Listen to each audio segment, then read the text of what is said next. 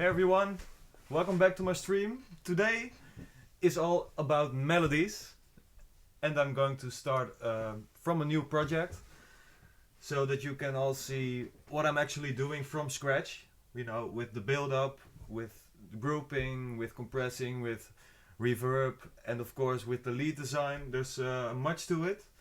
So I'm going to work on a new melody today, and yeah, meanwhile, have a look how I do it, and I will try to answer some questions for you guys, and I'll try to explain what I'm doing. So enjoy the show, and don't hesitate to ask me any questions. Meanwhile, I will try to answer them as soon as possible. And yeah, well, let's start right away.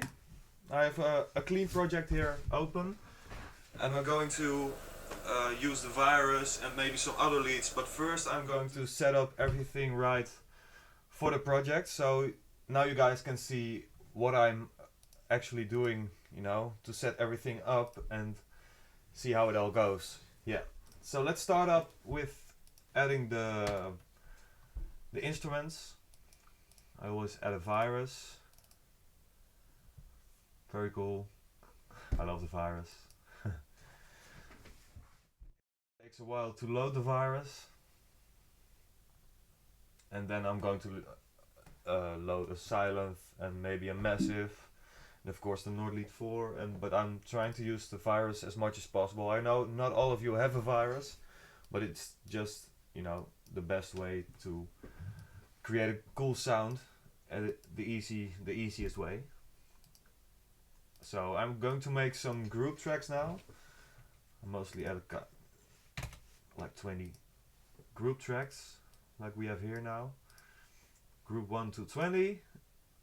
Cool, and we have the virus loaded here. I put the virus on top. This goes of course in Cubase, but what I'm going to do now is put everything through group, and I call the group names. I start with the lead in, so every lead comes through that group, and then it goes to a lead. Yeah, mostly I take a glitch, CH. Then I have the lead compress. I'm going to use the Focusrite because it sounds really cool, but you can use any compressor. And finally we have the lead out. I'll give them some colors. So this is the lead in, this is the lead glitch, lead compressor. Let's make the yellow one lead out. So I put the lead into lead glitch. The glitch is a plugin I use a lot. I will use it right now, which is pretty cool because you can do a lot of effects on it. You can make cool stops, and you can make cool reverse stuff and cool, you know, anything, and I will show you that later. I have a default template I'm always using with some settings, but I'll get to that later. It's loading now a little bit. Cool, let's go to the compressor. I put the compressor in the compressor map. Let's get Steinberg external Focusrite. Awesome. Well, on the lead out I always do a few things. I put a compressor at the end. Take the C1 compressor and then take the C6. I showed you guys the C6 a couple of times already. I use that one for sidechaining the lower frequencies. You can always cut them off when the kick comes in. At the point where the kick comes in, you can cut off the low frequencies to avoid the lead low frequencies to mess with the low frequency of the kick. And the other compressor is just a sidechain, which I'm going to adjust just right. You know, I just do a little now, but I'm going to set it up right when I have everything complete with the kick and everything. So that's for the grouping. Now I have the lead in empty, and this is the group where I put all the reverbs and the EQing and everything to make the lead sound. And the lead out is the final bus, which goes down to -10 to have like no clipping sound. So we have the virus here. Let's see if it works. Works fine, as we can hear. Let's see. You know, it goes to lead glitch where I stopped. Now it has to go from the glitch to the compressor, and the compressor to lead out. So that's the easy way to, you know, the glitch is separated from every other group, because I can put more sounds through the glitch, you know, to have more things stop at the same time. Sometimes I also swap these so that the lead compressor goes to the glitch, so we compress after the we glitch after the compressor, so you have more yeah, then it doesn't get compressed. But I like also the compressed glitch sound. So now we have a virus here, one virus, which goes to all the lead groups, as you can see here. This is the virus, and this is the lead in glitch compressor. So that's pretty cool. So that's a basic setup. Now we're going to make some little sound. Let's see where we can go with it. Let's put the unison up. Some detuning. Hypersaw. Spread it out. You can't hear it on the stream because it's mono, but it's to spread out the sound.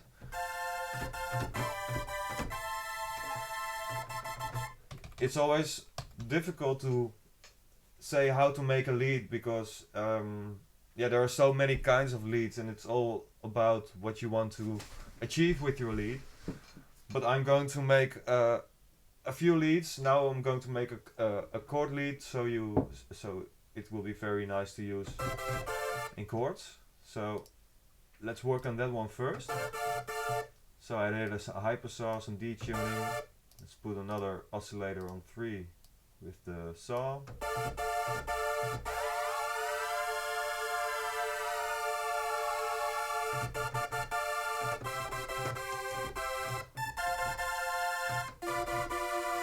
Pretty cool.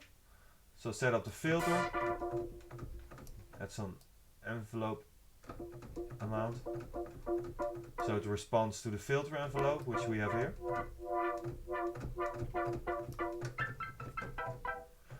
So that's pretty cool. Well, I always work at everything at the same time, so that you can have the result build up together, you know, compress it the right way. And now I'm going to add some reverb to see how it sounds with reverb now. I use the Valhalla room, it's a quite popular one.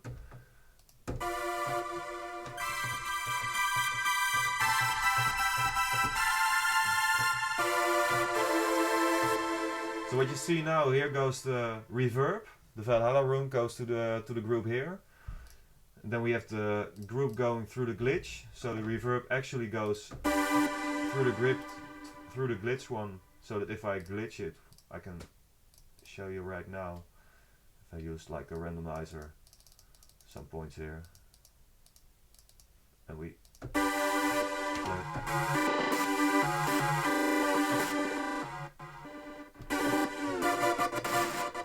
it's pretty fun.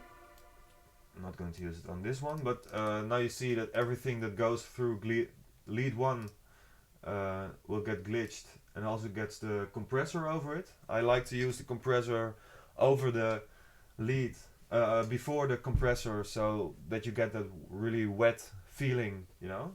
That's really cool.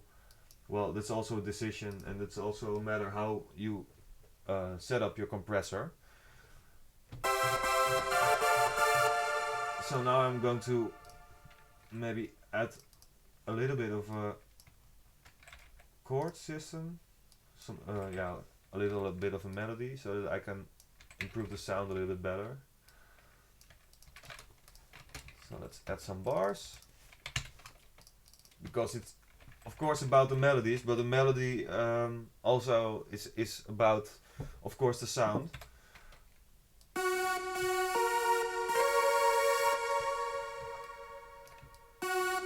I just do some basic stuff, you know, nothing too much.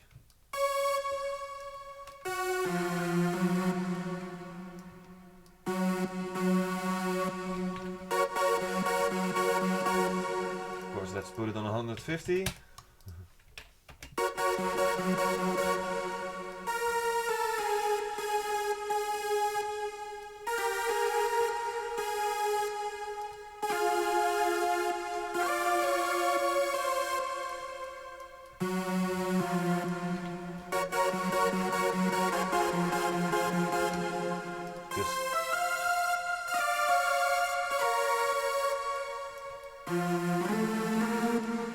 This has probably been done a couple of times already, but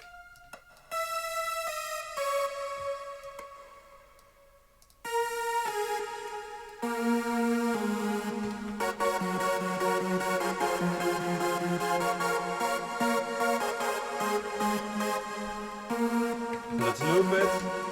You know, meanwhile, now I have the sound and it sounds like something, and now I can actually add some EQing and maybe adjust the sound a little bit so that it sounds, you know, the way you want it.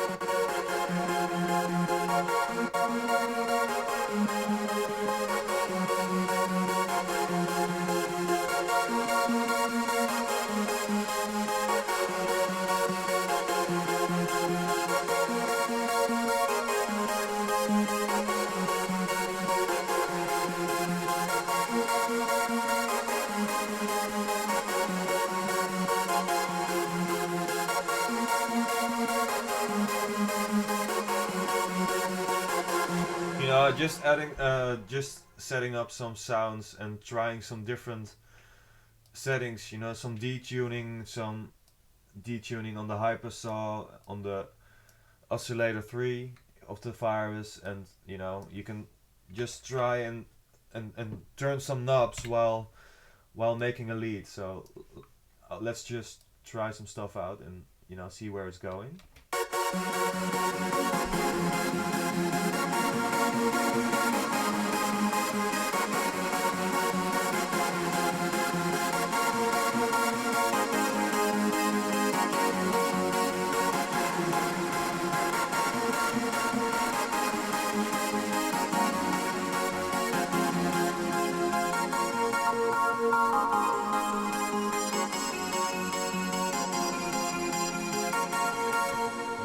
Changing the waveform of oscillator 3 here.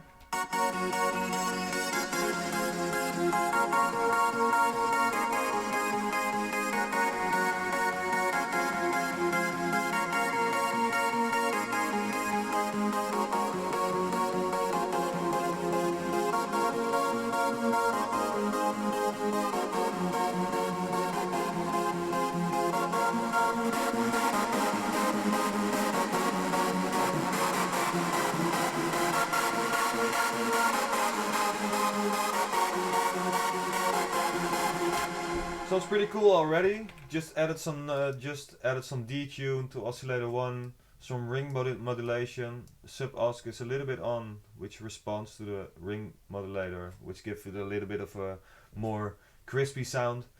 And just added some phase in it, and yeah, just turning some knobs while listening. And of course you need to know what each thing is doing, but that's just a matter of learning how, you know, how the synthesizer works, you know, where the pulse width is and what it is, you know. And yeah, just by turning knobs, of course, you can learn everything about your synthesizer. And yeah, that's also a thing what I do a lot, just turning knobs and of course knowing what it does, but just trying out and setting modulate stuff. And yeah, just play with it, you know.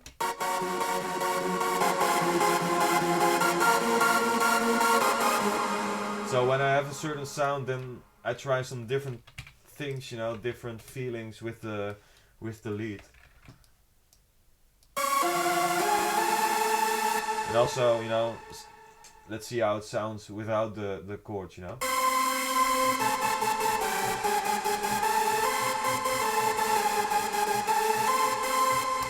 You know, if I think now, I think that I can make a really cool solo lead version of this one. So now what I do, and that's the cool part about the virus, that it has more channels, but you can also duplicate your lead and try something new. So I'm going to add another style layer here and set it to 2. Now I use the same preset. I'm going to use the name of lead 1. So let's copy this one to lead 2. So now I have the same sound over here. So now I can work on, you know, something over here. And yeah, making melodies, it's always a question how to make a melody, but it's also a matter of trying out, you know, some different notes and play some notes on the keyboard. And but in my mind it always works to find different, you know, notes together, and it's also a matter of playing, you know, the same as turning knobs, but now I'm, yeah, drawing bars, you know, or just pushing the knobs and try stuff out. So let's try another basic one. Maybe just turn it on triplet. And that's the fun thing about music. It's all about having fun with it, and not to see it as something you have to do, but you can do, you know?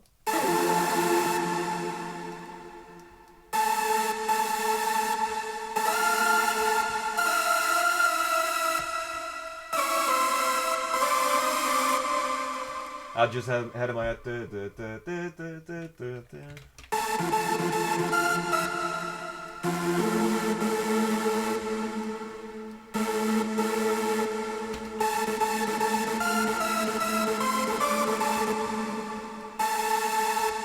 let's go down with the.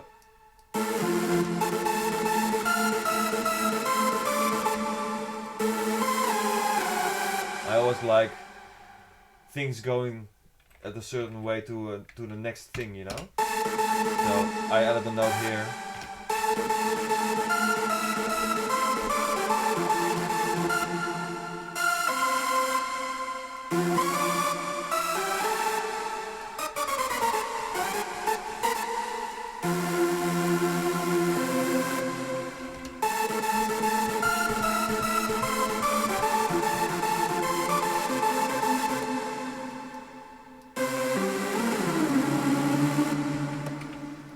So now I feel this is the transpose it has to go.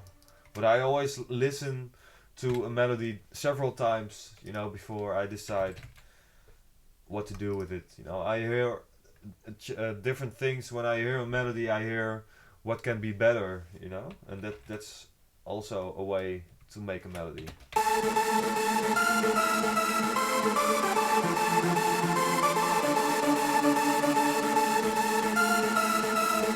So now we have a basic melody sound. Now I can also change the feel of the lead. So let's try to turn some knobs again on the virus.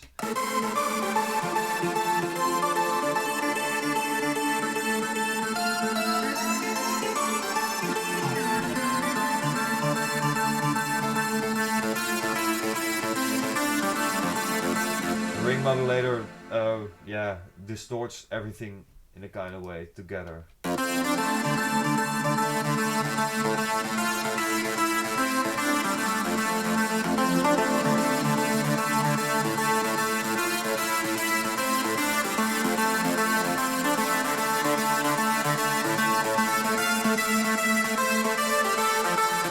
Pretty cool.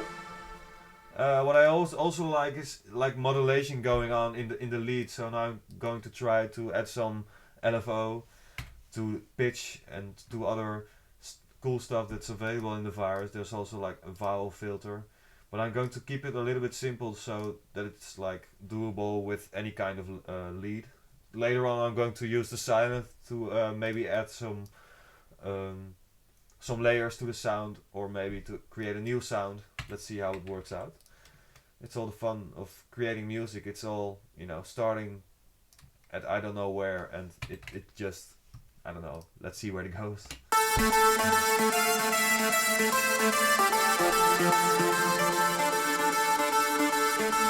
see, I don't mind like EQing or reverb or anything right now. I'm just creating, there you are, a concept of the idea.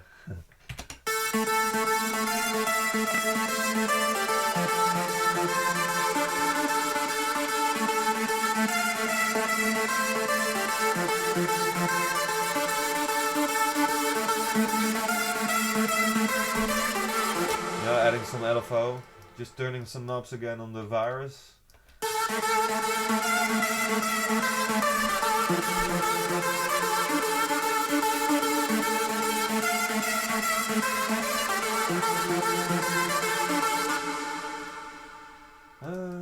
Let me see.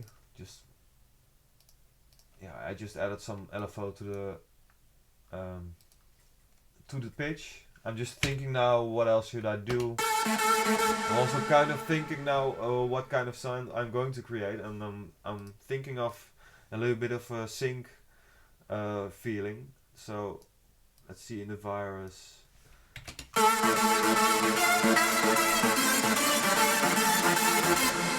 It doesn't sound really cool with all the ring modulation on it, so I'm going to disable the ring modulation and the oscillator again.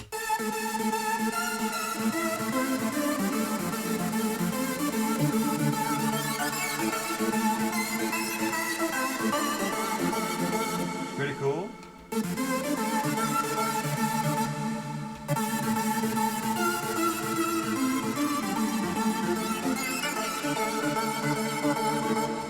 So the FM amount here, it's the same thing as the sync.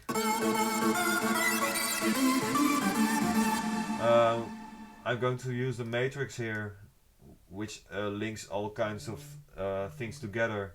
So you can also, there's also a third envelope here, which you can, use within the matrix section. If you put envelope 3 here, then you can put any thing, what do you call it? Every parameter you can put in here. So let's see, to get the right one, because the names are sometimes a bit different from what they are here.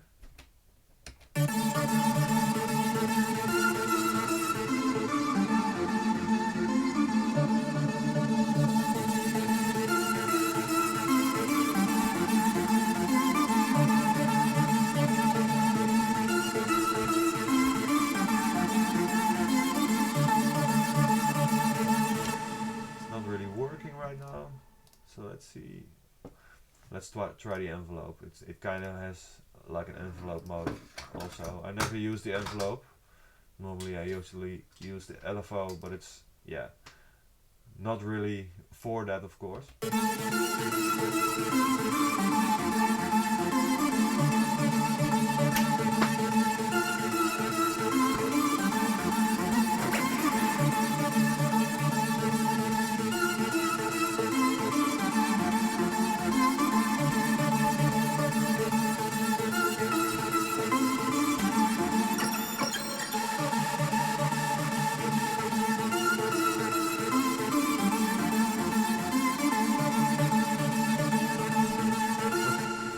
I can't find the sync. It's oscillated to FM amount. Let's see. Here.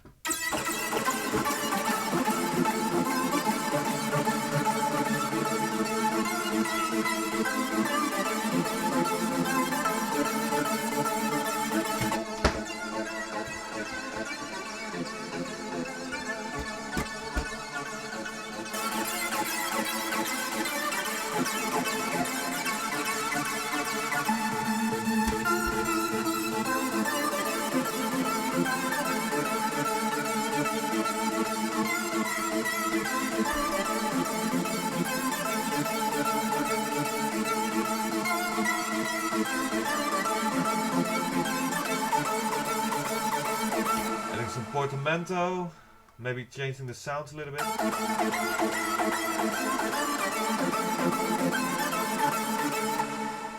I'm going to try out setting the lead to mono, so that if I push the note and then add another note, then it's the only time that it goes to portamended. As you can hear.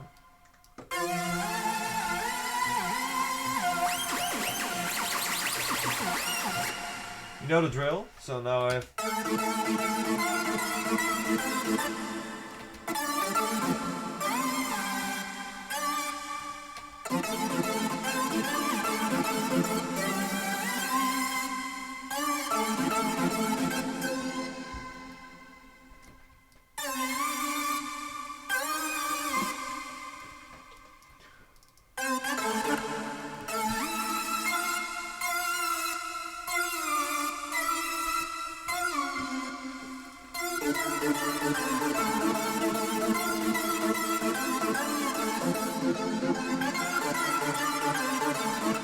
So I just added some changes and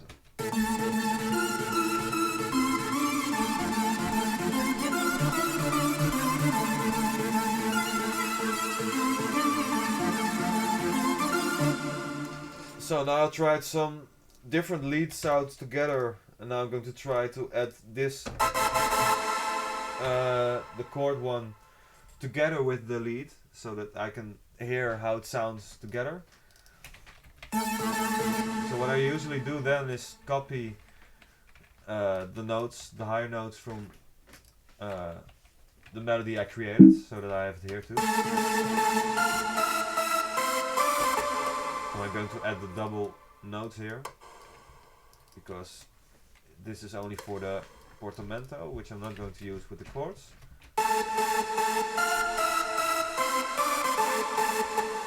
So that's cool, and now I'm going to put them all on the same note. Now I'm going to add the chorus scheme.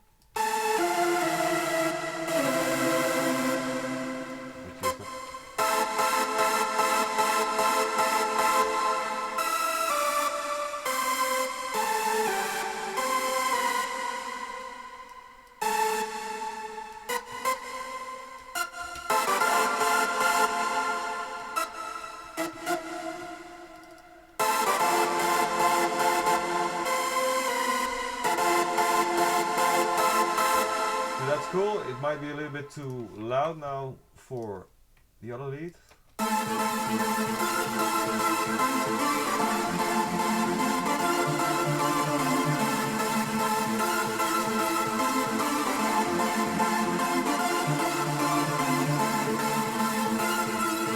So I hear they're now a bit unclear together, so I'm going to change the second lead sound again a bit. It's now a bit, it blurs too much away with the lead. That's something, you know, that I hear.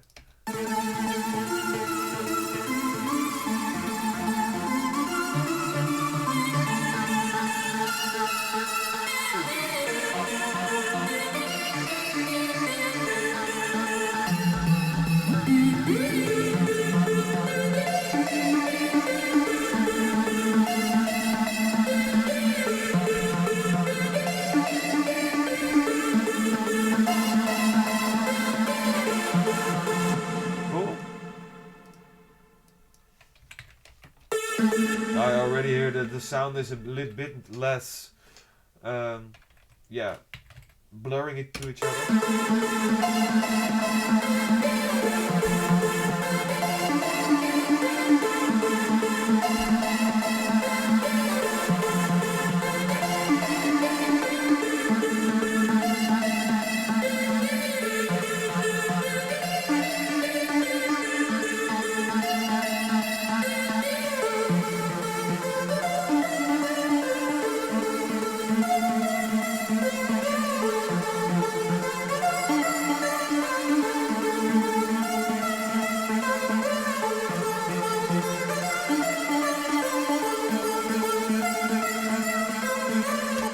Turning some knobs comes to a point that, you know, it sounds quite unique, and that's also a thing that I always like, that it sounds like something not really done before. Sometimes I always like doing more tracks with the same kind of feel, you know, and because I just like the feel so much. But it's also, you know, sometimes it's time to create something unique, and especially if you want to stand out in the hardstyle, you know, create unique sounds, and that's all about seeing it as a game and turning knobs and try some different stuff, you know.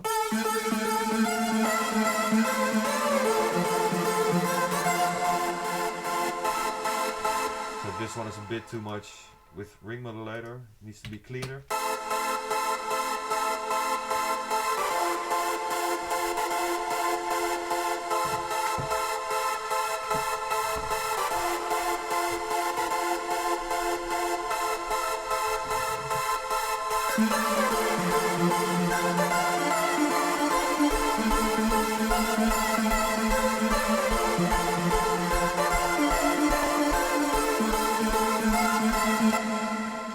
Pretty cool already, but maybe we need to add a little bit more energy to the lead. So I'm going to add another lead, and I'm going to use the Silent. I know it's also a really popular one, a one that a lot of people use, among myself. So what I always do, like I did in the beginning, I'm going to route it also through lead in, and now. So it has now the same settings, you know, the reverb, the EQing, also a little bit on the 700 and going up here a little bit for the freshness.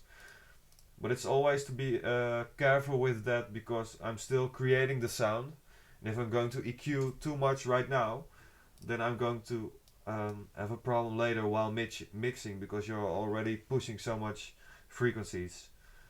This is already a bit too much, you know. I'm going to put it back a little bit so that I have, you know, a little bit of the sound that I'm used to, but not too much.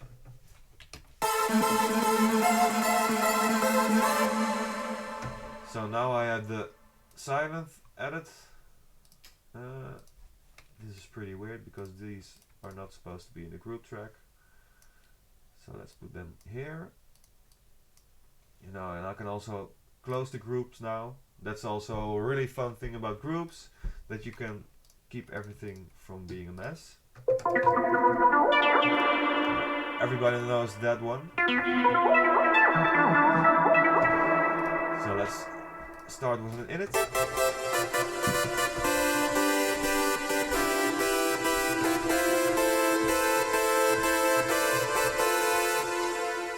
Which is pretty amazing already, I think. But let's see if I put the melody on it.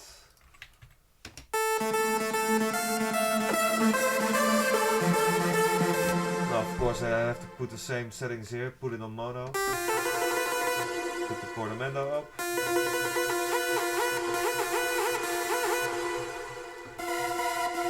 Let's have it almost the same.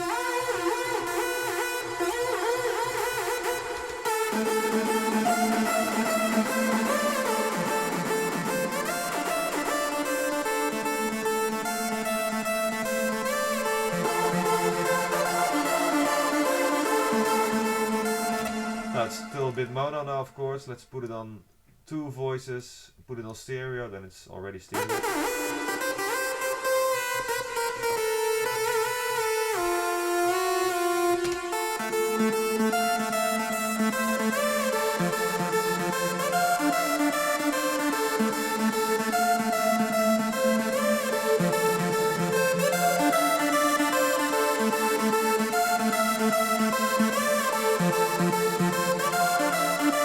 Not much to it, just a saw and yeah, it's a square but a little bit less pulse wide.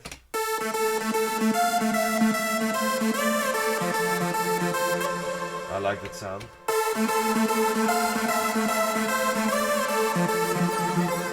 Now let's level them out with the virus, because it's still a little bit too loud. So let's put the volume down and let's get it back.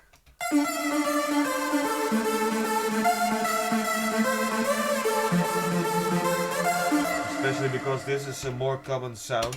You know, and this is kind of the sound that makes the character.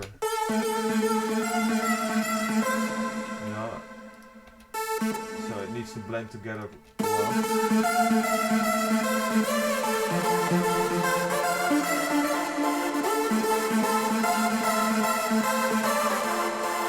So I hear the chords one can have a little bit more high gain.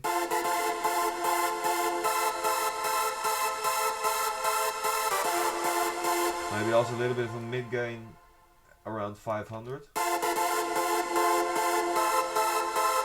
Maybe push it up to 5, 6. Alright.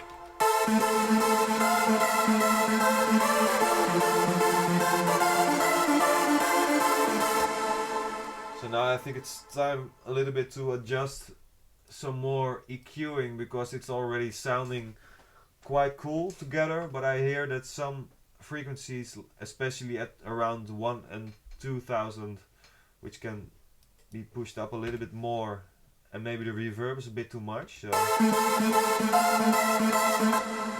also put the decay a little bit up so it sounds more smooth.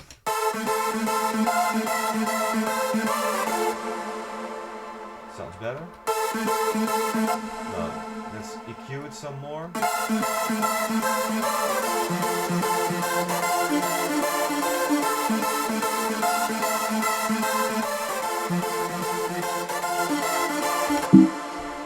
Now, like I said, cheers by the way, thirsty man. Alright, what?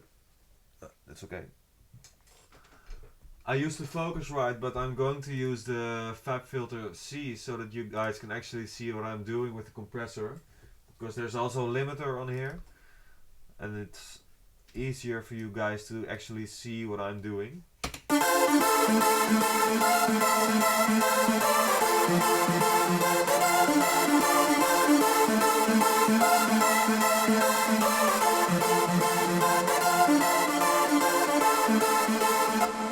It's really hard to explain actually how to set up a compressor, because it's all a matter of it has to sound right, and yeah, like I said, it's all about hearing, you know. You can't just say this is a setting that you need to do on the lead because that's good.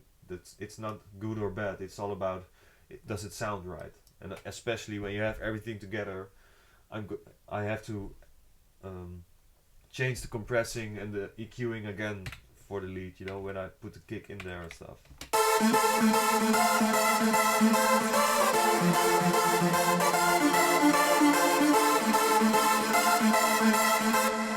Okay, this one is still a bit too much in the main mid gain. Now I also hear that the pulse, or maybe this one, is a bit interfering with the mid frequency, the oscillator 3. Yeah,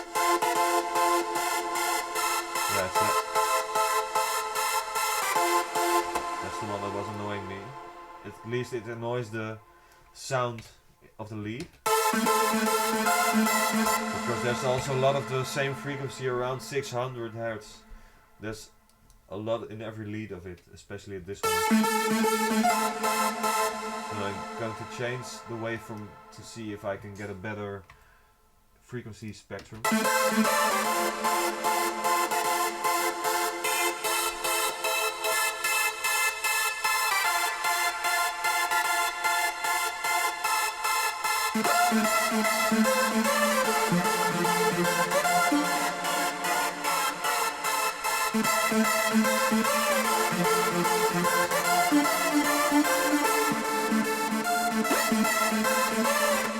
Cool. I want to create a little bit more space and a little bit more going on, so I'm going to add a ping pong delay.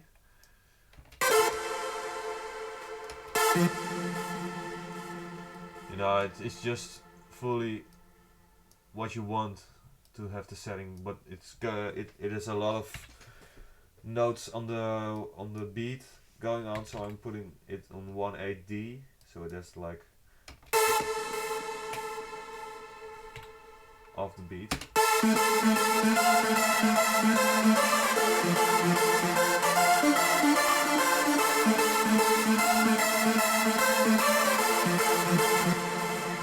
Alrighty.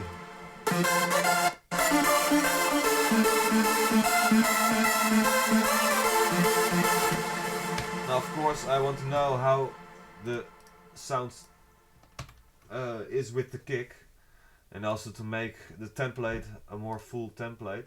You know, I'm going to add a basic kick that I made recently. Let's see what the most recent one is. Oh, it's the choir. Oh, this one. Oh, I have to see where it is. Let's see where the... Oh wait, there's a hard drive missing.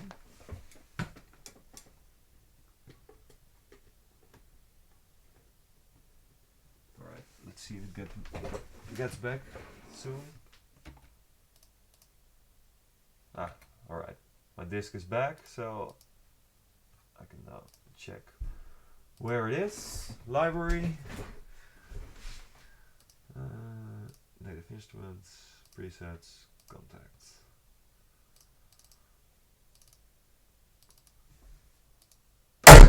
Well, it's a bit too loud.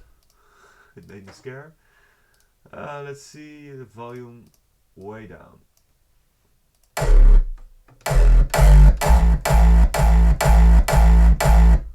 That's quite okay.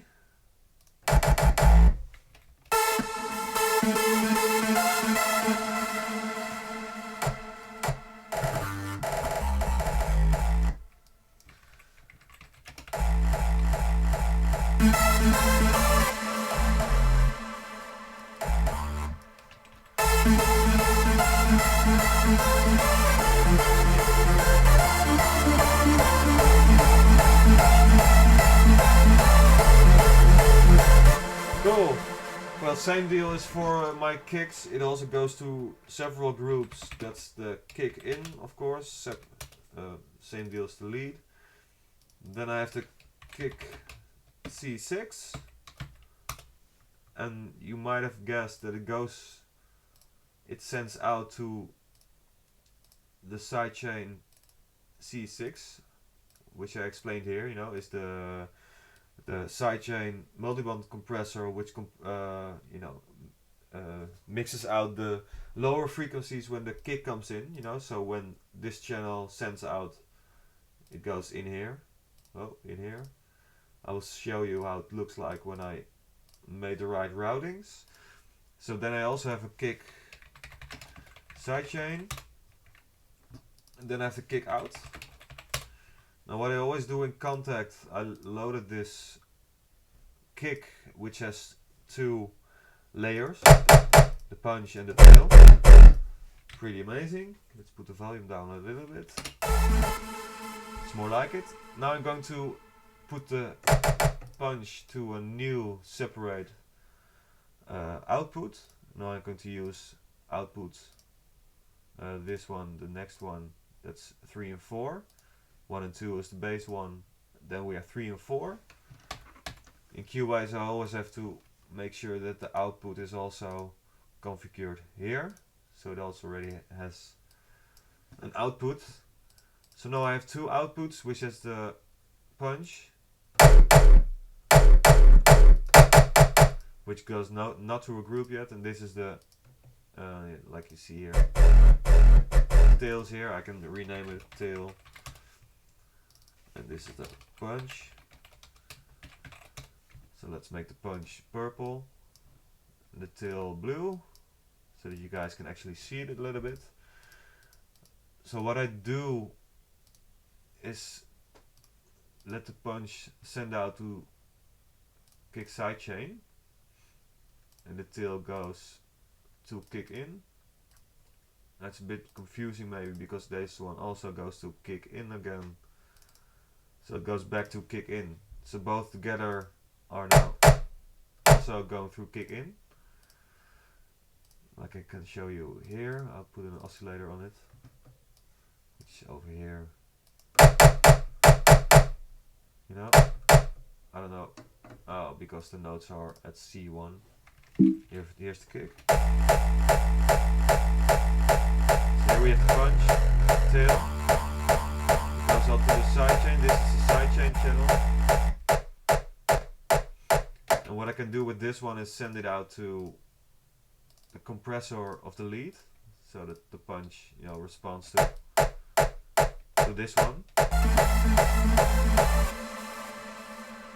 So the kick in goes to C6. Yeah, there's this one, and this one sends out to the C6 compressor. It might be a little bit confusing, but you can look it back every time I'm on YouTube because it gets re-uploaded.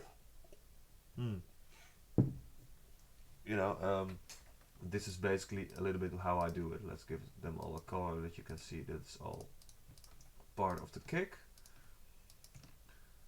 Alrighty. Well, this is the kick out, so everything from C6 on goes to kick out, so that I can control the volume at one place. So now I can give the tail full volume and the punch also. So now, so everything goes in here now, and everything responds now because the C6 is everything together, all the kick.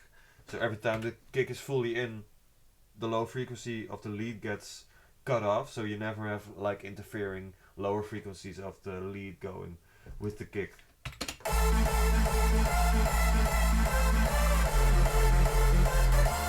Well, on the sidechainer is also a matter of compressing it the right way, you know, just to weigh how much you want. I don't want too much right now. But then you still have like less stuff interfering with the kick, you know?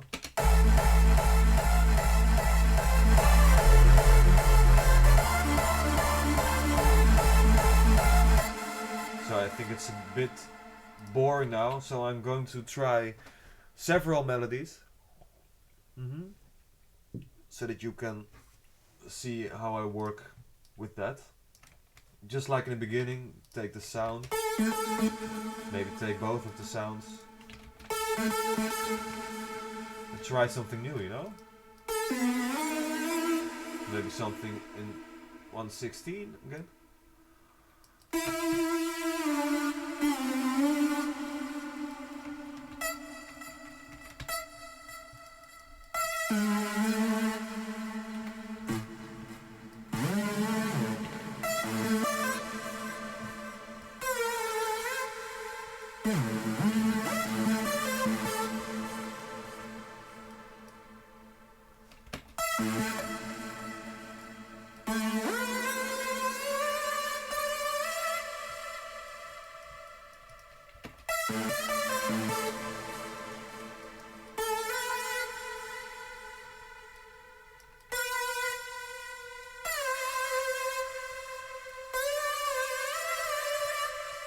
Just trying stuff out. It's just a matter of playing the game again, like I say every time.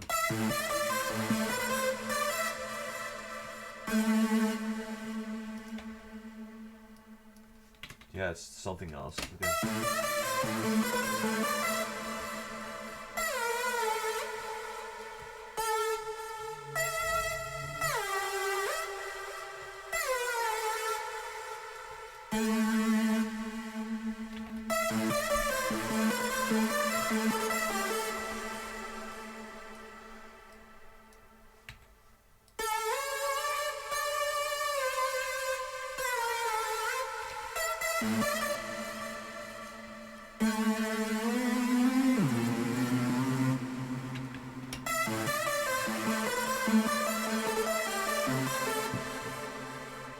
Every time I stop, like you see now, and play it again, then I'm not getting an idea yet, so I'm going to play it again to run the whole thing and see where it ends, so that I can think of, you know, and then comes, okay.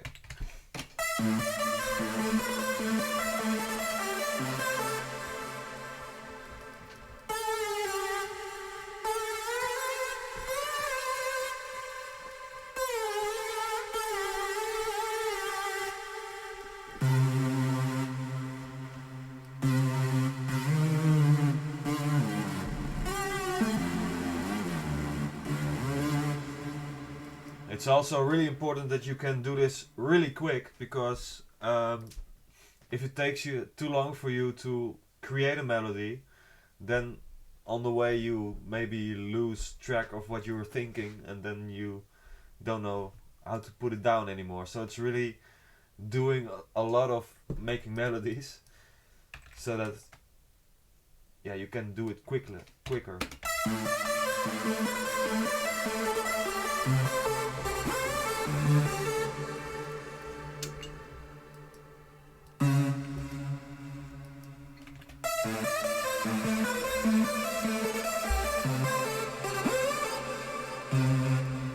So what I can also do is, I have here A, C and D, so that's pretty high for a kick, but that's just the way I thought of it now. But I can also always transpose it down, to start it at an F, which is quite popular.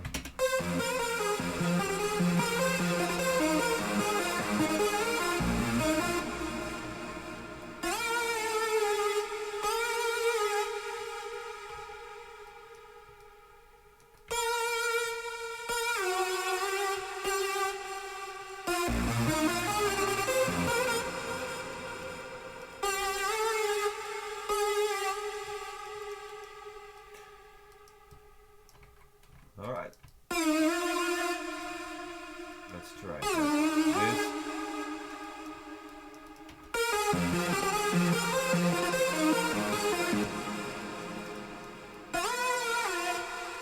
What you see me doing here is what I do quite often, is adding, a little note before the actual note.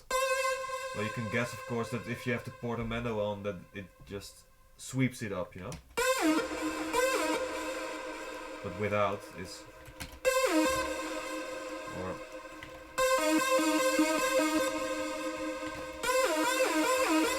so that's a trick to make like really cool flowing in the melodies, especially if you put it to mono 4, then you are in full control of what the portamento does.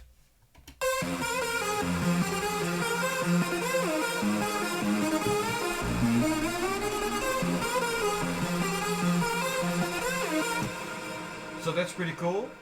It's always a challenge, of course, to add the chords to it, but I do it anyway. I remember the notes from this, and I'm going to make sure that there are no like overlapping notes.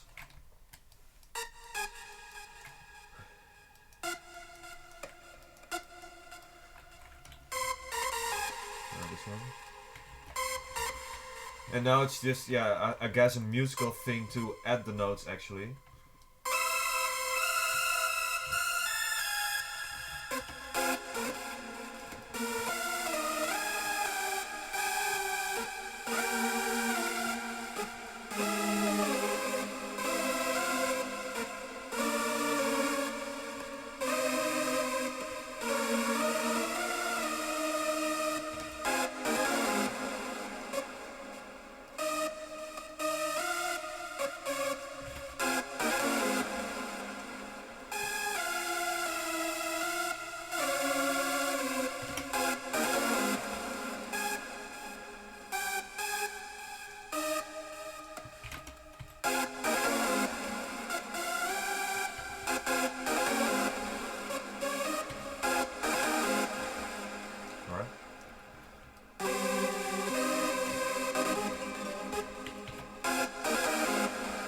Alright, let's see. Alright, that's kind of the feeling I need.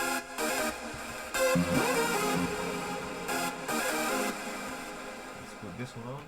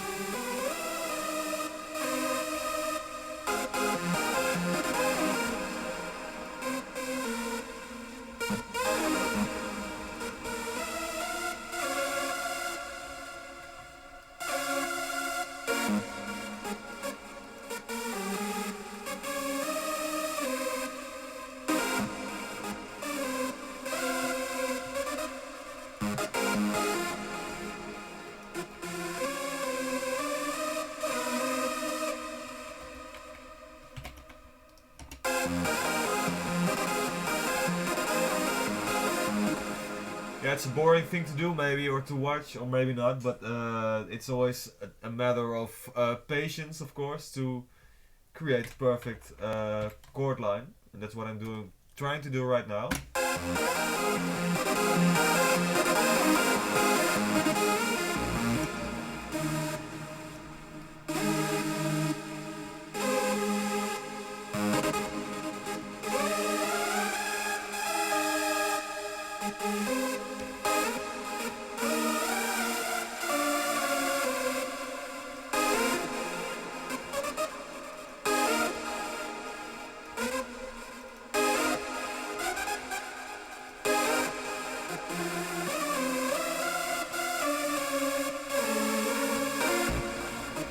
Some notes might be a little bit too low for the chords, because you won't hear them anymore, and I would like to have them a little bit on the same level. I might even change some stuff up, you know. Let's see how it ends up right now, but this is too low to build a chord up. As you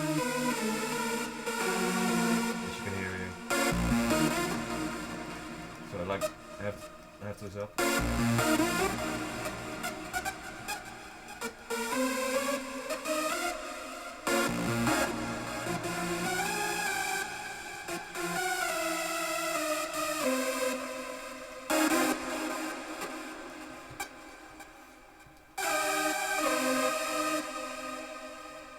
This one is not.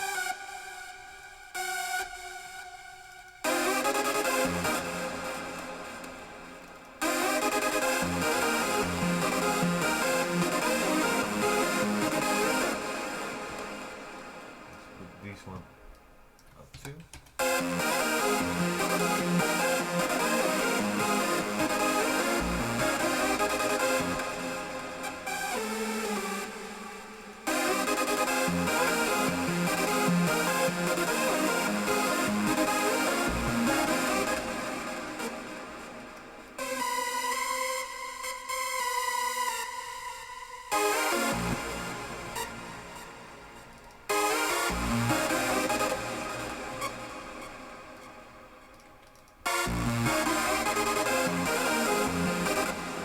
I'm going to try to put the lower notes a bit up, because I think it's a bit too...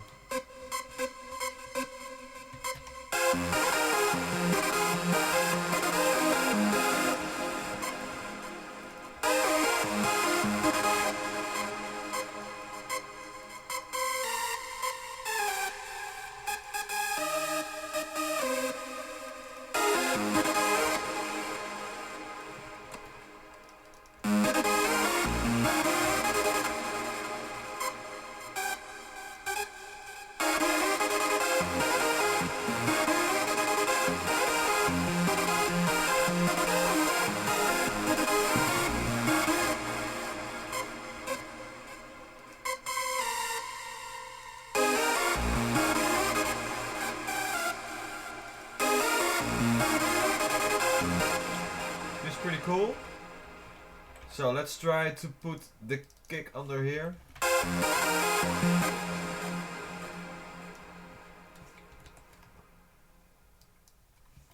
Where's the kick? Kick is off. Oh, it's all soloed out. One sec.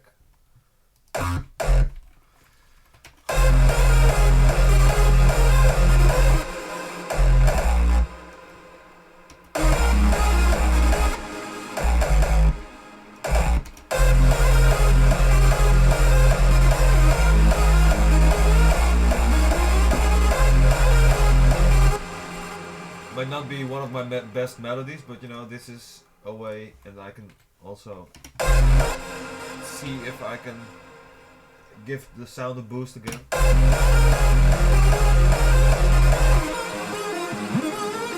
think this one is a bit too, you know, lame.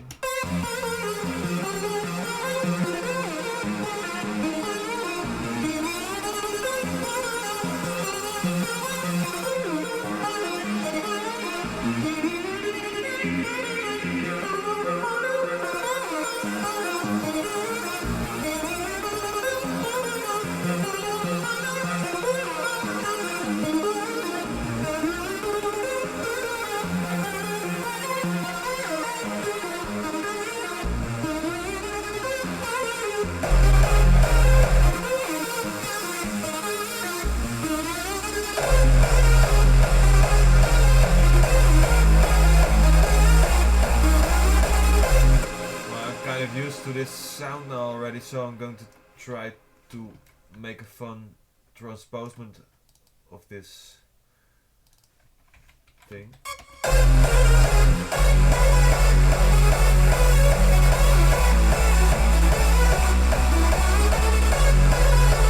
Now transpose it one more up and then you have more energy to it sometimes.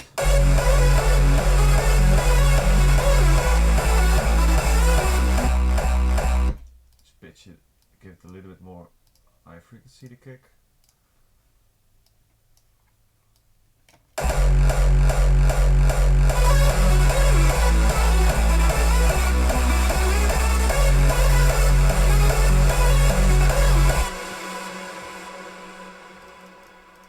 Also try to create a second part for the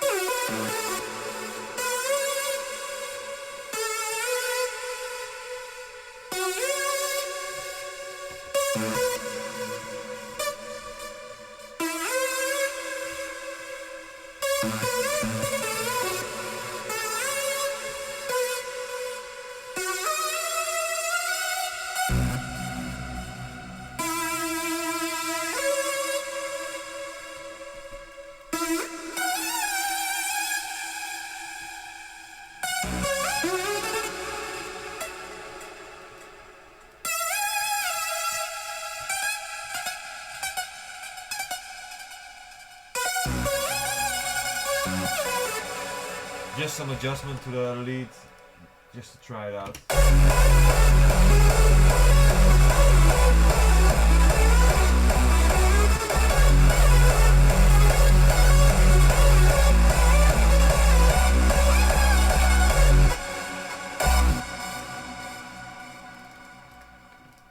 Just trying some, like,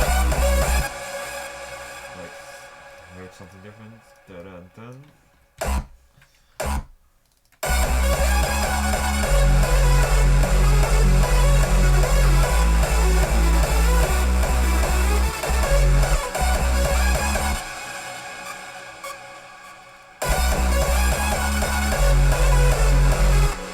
Cool. Then I hear this.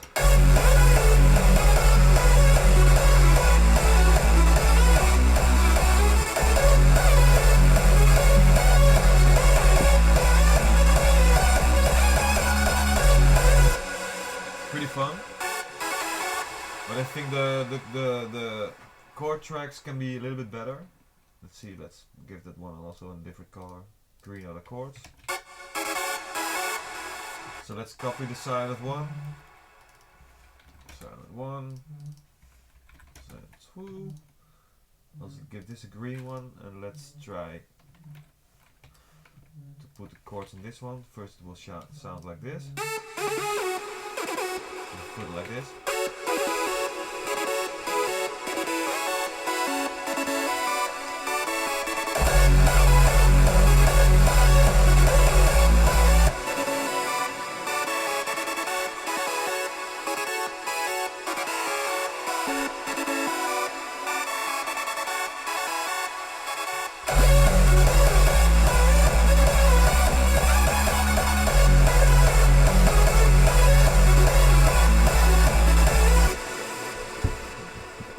So, yeah, what to say about this? This is of course the base of how I start a track and create a new melody. It's all about, of course, having something in your thoughts, and you know, also while you are trying some notes, because I started, you know, like here. But it's also, you know, create some notes, create a sound, create a feeling, then try a little bit different, you know, and then add, you know, a sound It's all about trying and seeing the fun of it, you know. And if you don't know where to start, if you don't know where to find a good lead, well, this is how I started. It's really easy to get like just a saw, you know, lead coming from the silent, you know. If you have just the init sample with some reverb.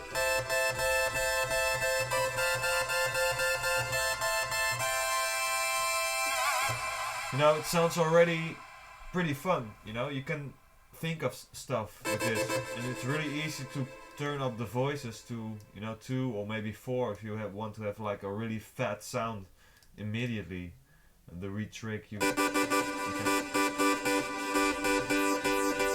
turn it off, because it means it goes from a 0 point out with the detuning. If you put it off, it just detunes the whole thing. They already have like a proper sound which you can use to think of something, you know? And you don't even have to play. I'm always like, oh, what does it sound like? So I need to hear it. You know? If you don't know how to play keyboard, just take notes, you know, with one in between. Take 3 notes and one in between, just play.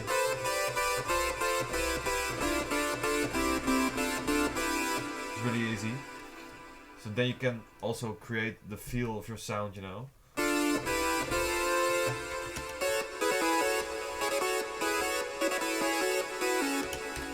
So that's what I want to show you. And also when you create a new melody, it's all about just first put something down, some notes, some really basic stuff, you know, like I did here. Which actually started, well, if you look back later on when the stream's uploaded, it's just really basic stuff, you know, and then you just have to evolve the sound together with ideas of your melody.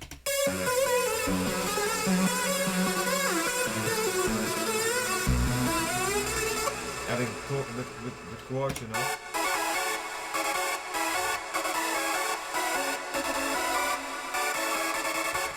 But also, it's always about ideas, you know, and knowing the sound, knowing the plugin, knowing the program you use to put down the ideas quickly. And what also helps a lot is creating templates. You know, I have a few templates which are basically this, but also added some percussion things and, you know, really basic stuff that you can use right away when you have an idea. Then you can put it down right away.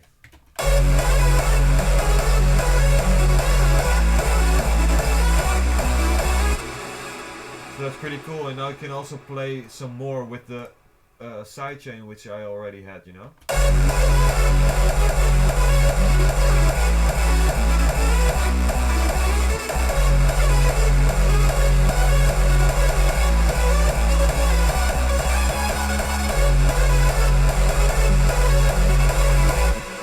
Maybe add some more freshness to the lead.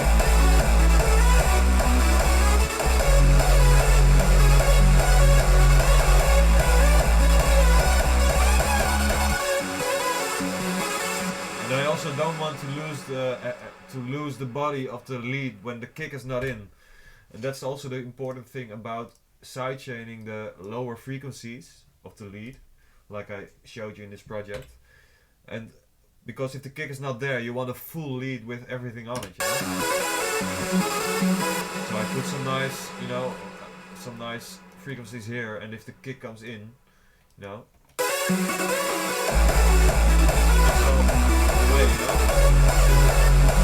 Then the frequency got cut out. So if you look over here, I don't know if it still works. You can see here what happens with the analyzer. I will put the speed up too fast. So now you can see what happens if I mute the sidechainer from the lead. There's much more going on here.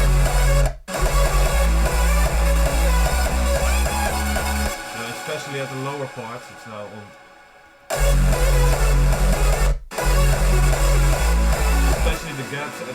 at around 100. You know, it's the kick. It's its most effective low frequencies until 180 hertz. You know, which is around around here. So you need to handle everything before that. So maybe it's even not proper set. So I can put this one like to 180 here.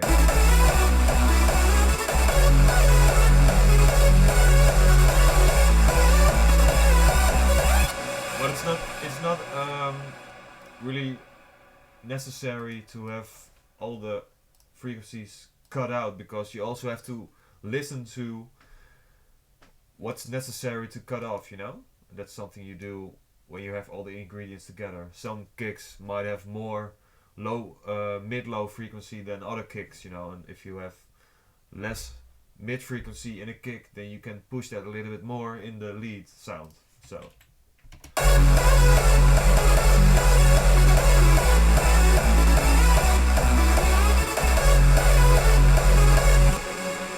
that's cool.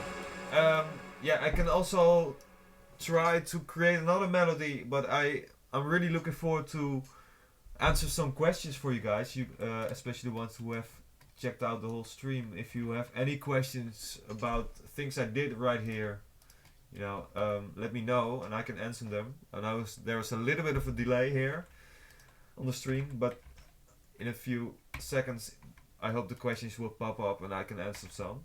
Meanwhile, I'm going to add some percussion, which I also put in a group. And the good thing about grouping is that you have control over, you know, several channels.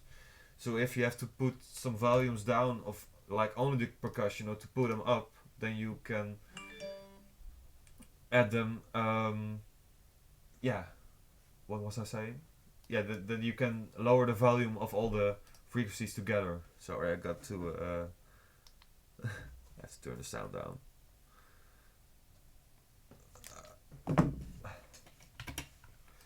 So let's add some percussion, and if you have a question, please let me know.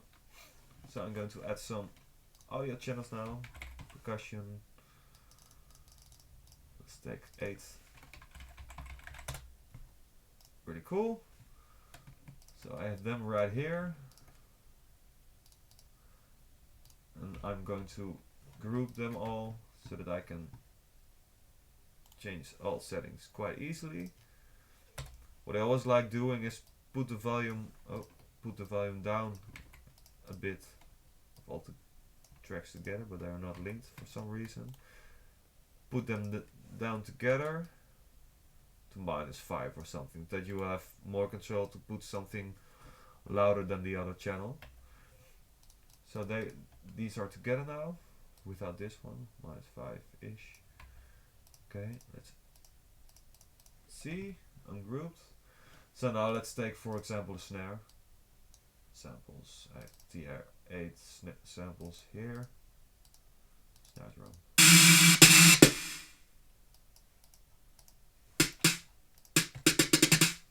These are 808 samples.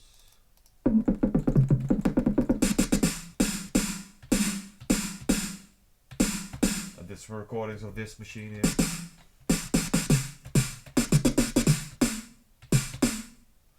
Pretty cool. I can always make some more distortion to create a little better feeling. Let's try it right now. I really like the trash too, to add some distortion stuff.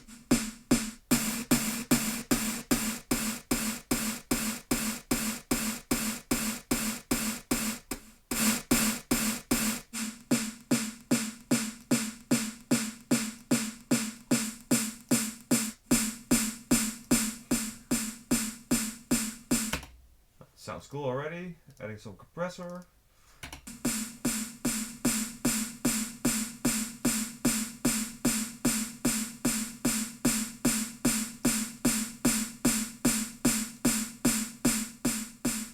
It's just optional, you know. Now I forgot something. I have to put all the channels. Is the routing? Yeah, also.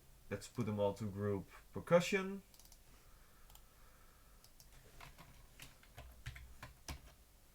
Alrighty. Now I have the full control of the percussion group in here, so now I can put the volume down here.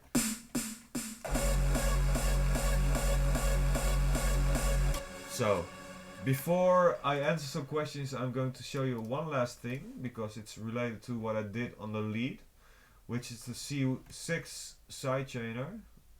You know, if you see it, then you see it here. It's again the sidechainer for the low frequencies. And I also do that, put the kick through that layer so that you don't have the percussion low frequencies interfering with the kick. See, you see it going when the kick comes in. That's cool. Put the volume down a little bit.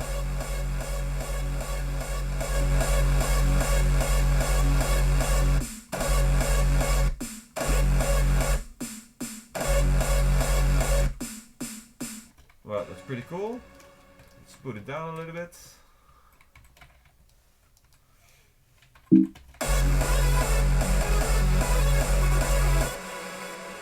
Let's add the edits a bit to the kick.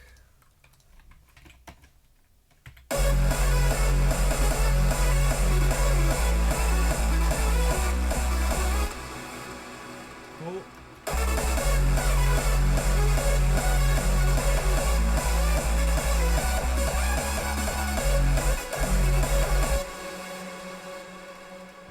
Alright, another edit.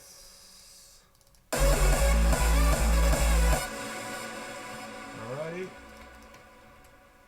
Just random stuff, you know, based on the kick what I have right now. This is a cool trick I'm going to show you. I don't know if, how it is for Cubase, or I mean other DAWs than Cubase. But I'm going to change this loop to, well, as you can see now, it has to go faster. So I'm going to put this one here, and maybe this one goes up again. Well, why I'm copying this is because if I put this one over each other and crossfade them, then it goes from, you know, straight to the edit. Here.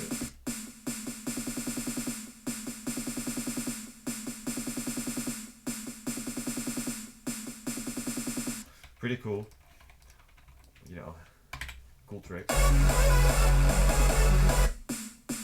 So I need to do some little EQing.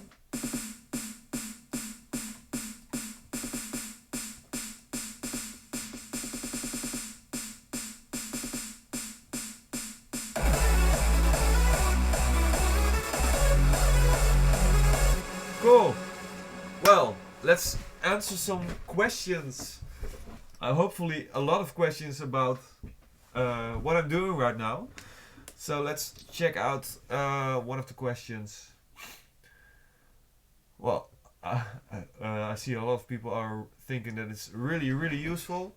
And well, let's answer one of the first questions, which is not really related, but what is your favorite track you've made? Well, the favorite track I made, yeah, it's really hard to say, because I like making music so much that each last project is kind of the favorite project, because I'm working on it, of course. But if I look back on which was the most fun to make, was probably I'm the Melody Man, because yeah, it's different from everything else, you know. And I know I have to do it soon again, so I'm already kind of working on not a Melody Man 2, but you know, something really unique. So looking forward for that. Thanks for the questions. I see another question here. So your highs got the 3 leads, but what about the bass line on mono? I think you mean the bass line in the lead, and that's something where I wasn't there yet. So I'm going to answer your question right now by adding a bass lead, and it also might involve maybe a new group, because you can also decide if you have a bass lead going on, then and compress everything together. When the bass goes in the compressor, then everything gets softer. So, but in this particular thing, I'm going to choose for a silent one and not a bass lead that's full of low frequencies.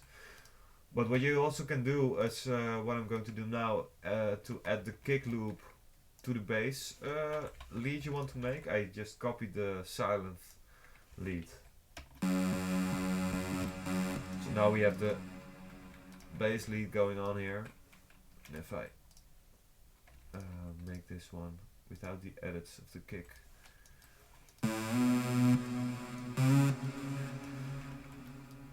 Let's put them down a bit.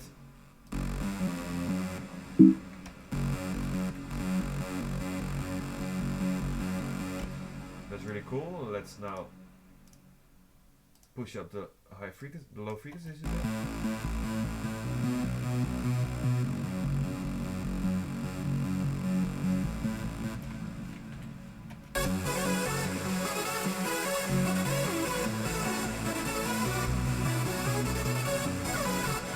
So what you hear now is already that it is interfering a little bit with the lower frequencies of the lead.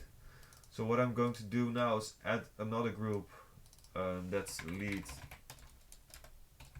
bass. Let's make that one, I don't know, blue-ish. Let's have this one blue-ish too. I'm going to group this one. Oh, I have to do that in the mixer, which is over here now.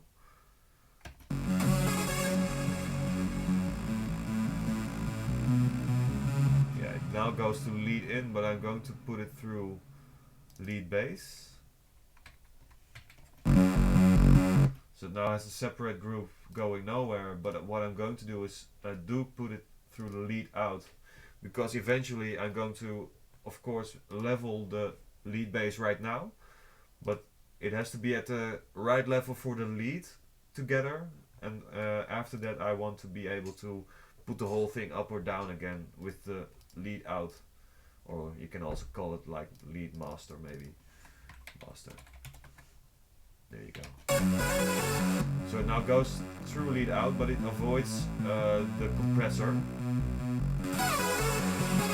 But now I also know that if I use the lead bass, I can't use the glitch on it. But what's also a thing I do often is have a different setting of reverb and delay on the lower frequencies, because on the bass lead, because the lower frequencies must not interfere, you know, and have like a whole bunch of stuff going on. So I put the bass from the reverb a little bit off, more high.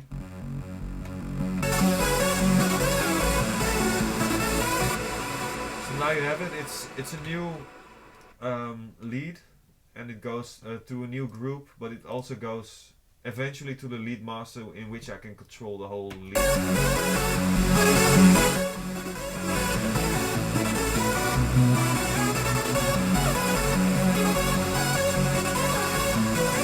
And now I can change the lead sound, you know, to have like whatever I want it to be.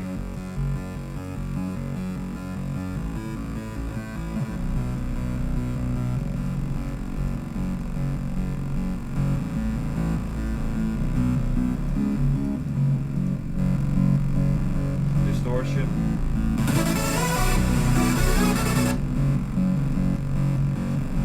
But I think it's also important to have not too much things changing in the low frequency spectrum, you know, and which happens a lot if you have like a really detuned bass lead. Then it might happen that at some point the bass frequency get higher or lower or something like that. It's kind of working here, doing that right here now too.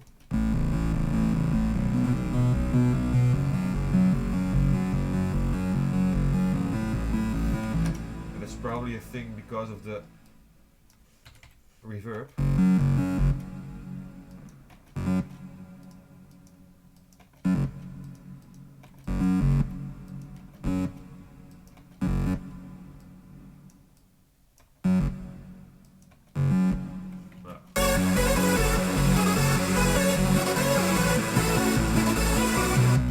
Also put some compressor on it, because there's none on it here. So let's add another Fab filter C.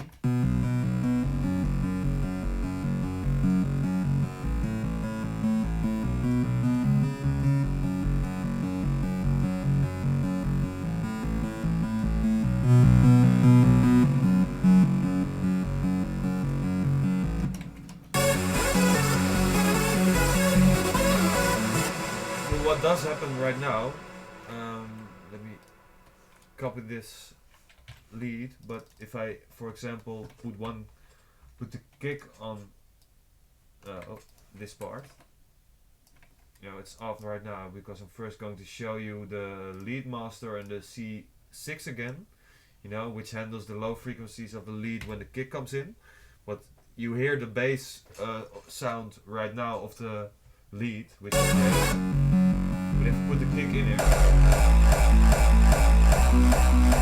it's still there because the high frequencies of the bass still go through, but because I cut off the lower frequencies of the lead, then the kick doesn't interfere anywhere in the lead.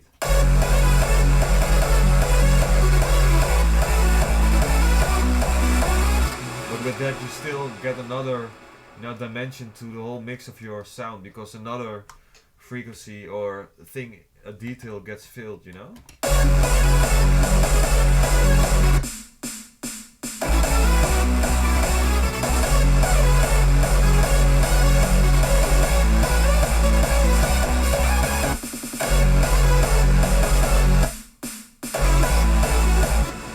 Pretty cool.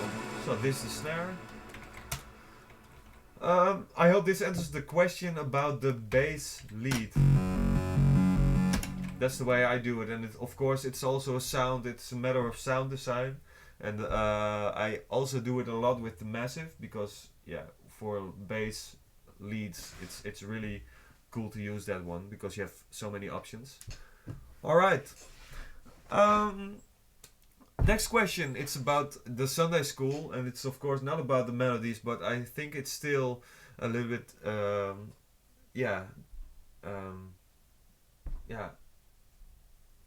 what was I going to say? It's still important, I was looking for that word. It's important for the people to know that we are really, you know, getting there to actually start the Sunday school. I'm really looking forward to it. So we still have to wait a little bit, and of course I'm going to show you already a lot of the tips and tricks, you know, now about melodies, and next time I don't know about what, but you know, there's a lot to learn already from me, and we are really starting soon, but meanwhile you can enjoy the streams I'm doing, and I'm trying to explain as much as possible before Sunday school starts. Cool. Oh, it was about kicks, alright, but yeah, that's the same deal. Also, kicks will be a thing in the Sunday school, and yeah, that's coming soon. Next question, can you give me some tips about mastering for final mastering? For every stem again, yeah, well, I didn't do like a lot of mastering on the synth itself because the virus, I just took some EQing, and it's really hard to say what I did, and the basic stuff is quite, you know, it's getting more and more EQ'd right now, and sometimes, you know, when I'm in the mix I put the whole thing down.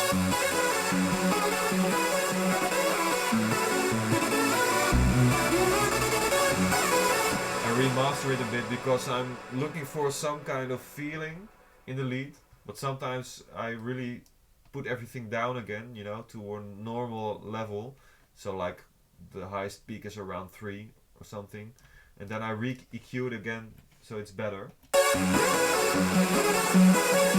I just put the volume up.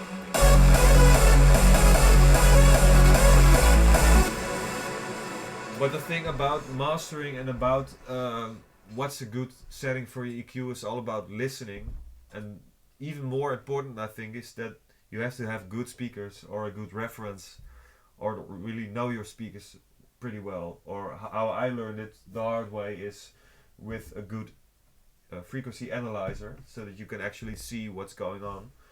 that's a bit more difficult because you still need a reference, of course, and yeah, it's really hard to find in a full track what the right frequencies are. For example, a lead. Yeah, so that's several ways, but it's about speakers and about, you know, how you learn your ear, how you develop your ears, you know. I see the next question about the newest synth I don't even know how to pronounce it, but it's down here somewhere. I have no idea about the lead, and the thing about me and leads is that I really want to know my leads, and I have several now, and a lot of I also have a few soft synths, but all these leads I have right now can create the sound that I want, and everything has like slightly changes to how they handle LFOs or maybe some cool modulation stuff or weird distortions or filters. But I have so many filters also that I rather create something unique with the stuff I have, and which I can do so much with already, that yeah, I don't have that much synthesizers. It's all about what you do with it, of course, and you know. But I will remember it, and I might use it one time. I don't know what it is, the he Hive, but yeah, it sounds pretty high tech. Cool. Next question is, how do you create distortion on your kicks? Yeah, that's a whole different thing to handle, but I do like to mention that I make my kicks in Logic, and especially the past months, weeks, I've been layering kicks a lot because I've made so many in the past, and it's quite a intensive and, you know, long work to have a new kick from scratch. So and yeah, for me it's you know, I don't know why I should do it all again, because if I can layer some kicks I made and I can create a whole different thing, it's fun in a different way, and it takes less time for me. But again, in the Sunday school I will handle the kick making in Logic again, so then you will see what kind of distortion and stuff like that is going on that.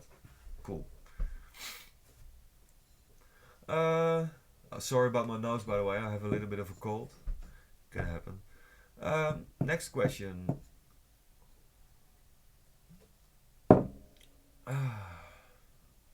I'm reading through a whole bunch of messages, of course, and I can play some music meanwhile, but it's hard to see which question to choose. It's also a bit unrelated, but maybe about the kick, how I pitch it. Is a question up there. I showed it a couple of times, but I use Contact to handle the kicks, and how to pitch it. Yeah, there's a really good algorithm in the Contact, which is called the Time Machine 2 if you have Contact 5, and I pitch it with that to put this setting on large, and you know, with that then you can have the notes still at the same length but higher or up, and I make a cut right at the point where I believe that the kick starts, and that's really good visible at the waveform. It's around here, and that's around 660. I put it through another wave analyzer. That's actually basically all that I use it for. But then I make the cut so that the punch stays on the same note all the time, and only the punch, the tail goes up and down.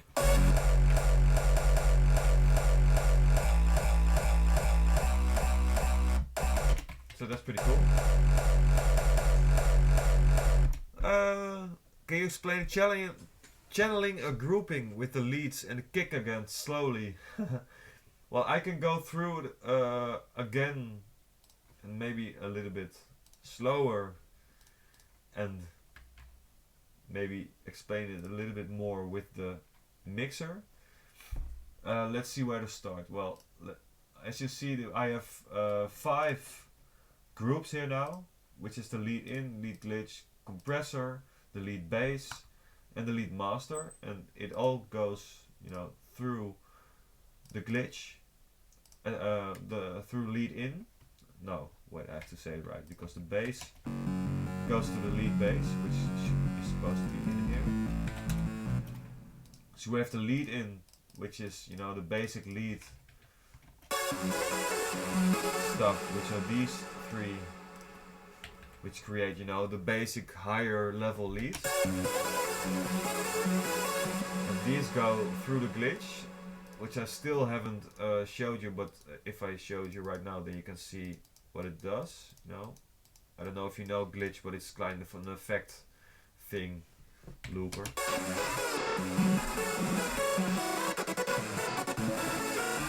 So that's what the random thing does, but then you can glitch the whole lead, you know. It's really cool to have a tape stop or things stretching out. That's something that I'm getting at in a few moments.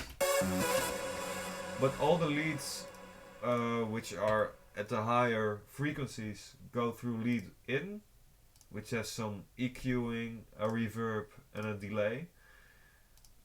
And the bass lead, which is this one. And this goes straight to the lead master, but the lead in first goes to the glitch. And the glitch goes through the compressor, where it all gets compressed together. I could also put this one in this layer, but then I don't have control anymore to, for example, put this one through the glitch first. So yeah, it's a matter of what taste you want to have on the lead.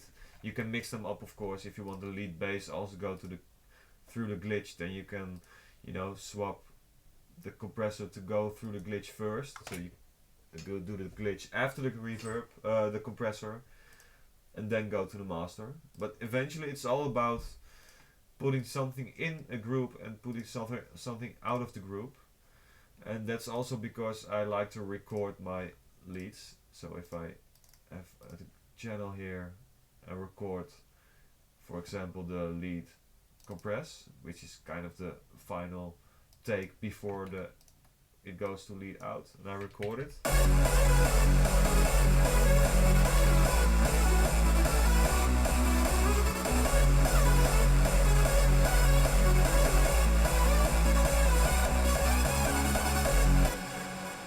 So now I have the whole lead recorded, you know.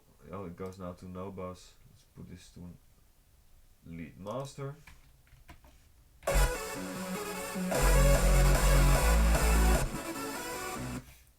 So that's pretty cool, you know, that you can record your lead, and that's also, if you have a lot of leads, then it's less CPU heavy, you know. So that's also a reason why I put it through the groups. Anyway, altogether, all goes through a group, which ends up to a lead group where you can handle the volume. And, you know, with the side chaining, it's all about putting the right stuff through your compressor, you know, to the C1, you know, for the side chaining or for the lower frequencies. But then again, it's really fast, but it's easier for you guys to look back if you really want to know all about it. I did it in the project right now, and you can look back really slowly and even, you know, create the whole thing while watching. And you can pause it, of course, so don't worry, we will re-upload it.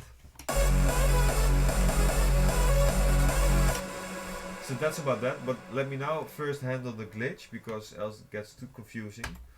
What I always do for the glitch is add a new MIDI channel, and the cool thing about glitch is that you can actually how you say, control the glitch with MIDI. Like I showed you right here, there are notes here, and I made a few presets already starting from C1, I believe. So let's first put a note here, C1.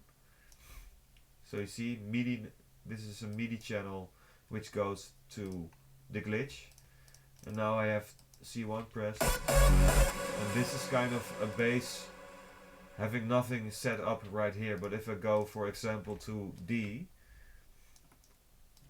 here, So it goes from C1 to D1. If I look at the glitch right now, then I see that I have to transpose it even one more down.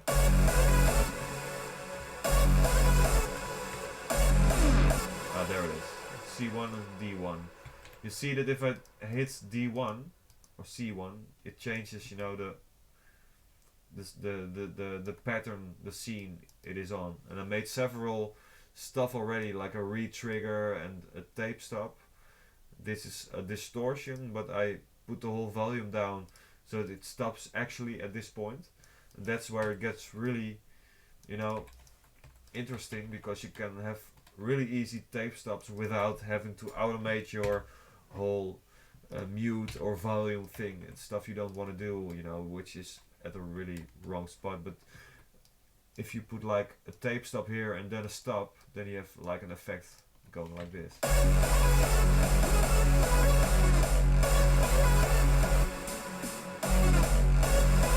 put more here that you have more result. Let's see. Let's put on the glitch.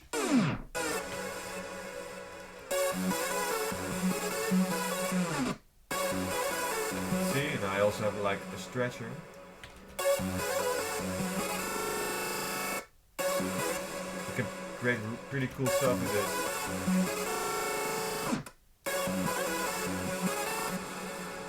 I have also this one.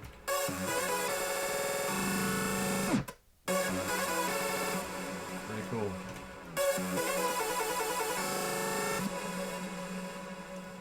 You can have really, really cool effects.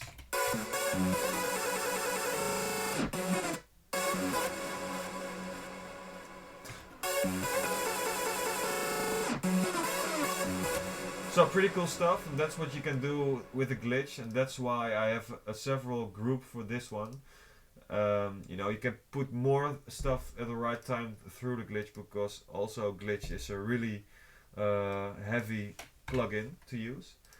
So, but also make sure that if you don't hear anything, make sure you have like a note which is the one that clears everything out.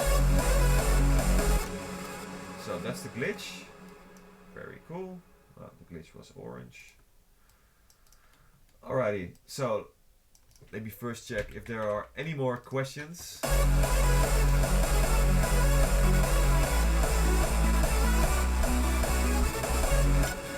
Something interesting about how do you use stereo enhancers. I don't use stereo enhancers because it's really important to have the right way, because stereo enhancers mostly what they do is have two channels and slightly separate them from each other.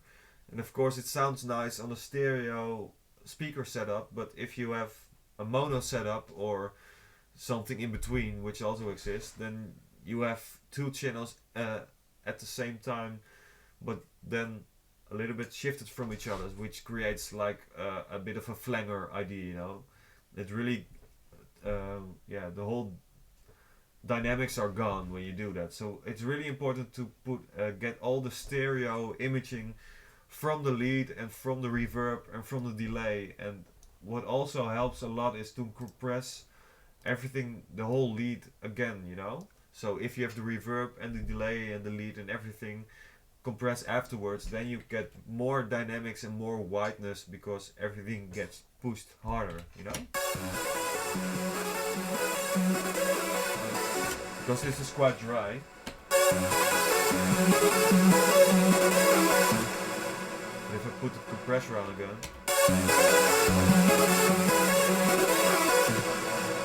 you know, everything gets pushed forward more harder and louder at the whole stereo spectrum. So please don't use any enhancers or anything. I don't believe in them. Just use the synthesizer itself. Someone else asked me where's stuff. Stuff! Come eens! Let's get stuff. Stuff! Hey! He's getting old, guys. He's 9 already. Kom eens hoog. Kom eens hoog. Hoog means up, but he's a bit lazy. I think he just slept. Hey, Knul. Kom eens hoog. Kom hoog. Zeg even hoi. Say hello. Here's my dog, guys. Everything okay? Yeah? Cool. Let's let him sleep again. Cool. So that was stuff. Next question. So enhancers, don't use them because, you know, they mostly have the wrong way of expanding a sound, you know. I really don't believe it. I haven't found any that does the right thing for me. So can you give any tips of creating a melody around vocals? That's a fun thing, and of course I have made some vocals. Not made the vocals, but made some tracks with vocals. And mostly it's about me creating a track and someone writing on it. But for example, Galaxies Collide is a track I made, and which I made the track around. The vocal already kind of exists, the idea, and then I made the track around it. And yeah, it's really hard to say how you make the melody around it. It's all about the whole idea, what it is. And mostly, if someone has a vocal, they already also have some chords that you can work with. They also based their vocal on a chord system, of course. So if you find that, or if you hear that, or in any way, you can use that and build something around that. And if you don't have that, because I also have some stuff, some tracks with vocals maybe downloaded or bought from, I don't know. If you use them, then you have to create a whole new concept idea around it, and that's also a musical thing. That's also a thing about melodies, and also trying out, you know, see what fits. But it's basically best to have, like, if you don't have anything around the vocal, then you need to build a chord system, you know, something that supports the vocal, and then build from that, you know, because then you have a bass and you know where it's going. So that's how I work with that. And compressing a vocal is a thing I do aside. And I also put the lower frequencies out when the kick comes in. That's the same thing for almost anything. But how to mix a vocal is a whole different thing. It's not the same as mixing a lead or anything like that. And it's also a matter of what you want to achieve with the vocal, of course. So, that's cool.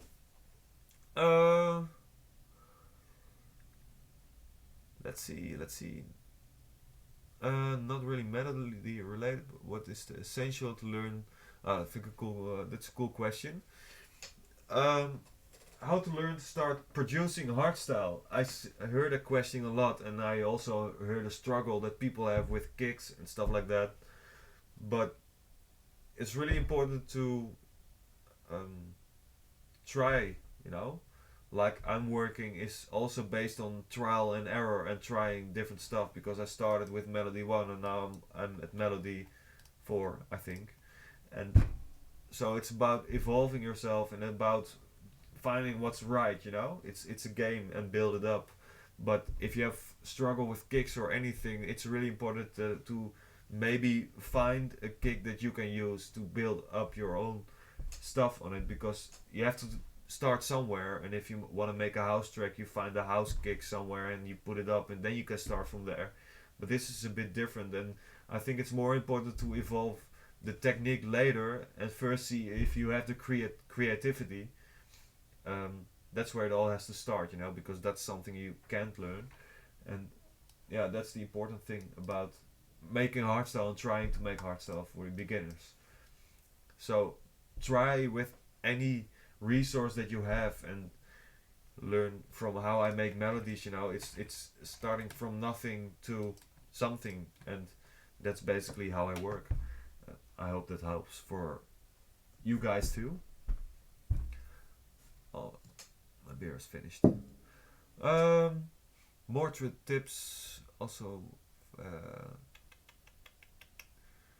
What software are you using, or do you use? Well, same question I think, but I use Cubase, but that's quite obvious. I also have, this is Adobe Audition, and this is what I basically use for example, if I have a kick like this one, to find the right spot for the kick bunch to separate, or maybe to adjust some volumes, because that's really easy here too. So I really like Adobe Audition, but that's also because I use Adobe Audition since it was still called Cool Edit 96, I believe. That's from 1996. So that's why I always kept on using this. But you can also use programs like Wavelab or something, which is also pretty popular. So that's basically what I use, and Logic, of course, for the kicks. Ableton Live sometimes for creating a compilation set or something. And yeah, on my live computer I have Tractor, which I play with. So that's kind of everything I use, I think. Nothing more, nothing less. Yeah, okay. So, what's harder to create? A raw track or a euphoric track? Haha. It's definitely creating a euphoric track, because in my opinion that's more detailed. It requires more creativity, I think, because melodies are if a melody can be bad really easily, I think, and it's less difficult to create a bad less difficult to create a screech, for example, to create a feeling, but to create a story in your melody, that's something more difficult, I think. And especially if you want to have mainstream, mainstream, the name says it already, that more people like the music, I think it's more popular, so you have to work more hard to make it sound right, I think. It's not like disrespect, but I think it's more complex to create, I think. So probably a lot of raw style artists this and that, but that's my opinion, Someone has a question. I see you have an Apollo. Why do we never see you using UART stuff? Yeah, that's because actually I never bought anything except for the reverb, the Lexicon 224. Where is it? Which I sometimes use, but mostly on percussive stuff, because it is it's really a room-based reverb, if I say it right. It's more for creating a space, not for creating dynamics, But you can use it for that, but I don't use anything of it, actually. I have to look into it, but I don't know what to choose. I see all the names, and then I don't know, man. You have to buy them, and then I don't even know what they are. I mean, what is a Fairchild or an LA3A? I don't know. No, I'm going to buy the BX Digital, by the way. I used it a couple of times, and it's really cool to have for example, if you have a kick, then you can have the lower part frequencies turn on mono and the rest on stereo from a certain frequency. So that's pretty cool. But I still have to buy it. It's like $300. It's expensive too. Yeah. Group channels in Cubase, same as the aux bus and Logic. Yeah, that's the same thing. It's exactly the same thing. So that's answering the question. Do you follow a certain scale while producing the melody? No, I'm not following a scene, a scale or something. I think it's also a thing that it's part of you. A part of you is also how you make a melody. I think that's everything for themselves, But I just do what I hear in my head, and of course the chords are also based on maybe experience and knowing which notes go together with a note that's existing,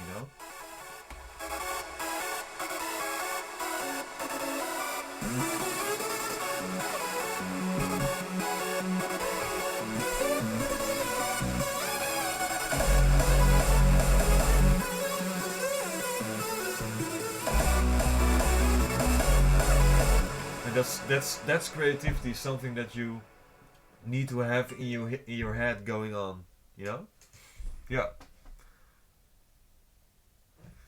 Another question is, what scales do you always choose? Well, that's really depending. Like, the melody is the same here. Over here.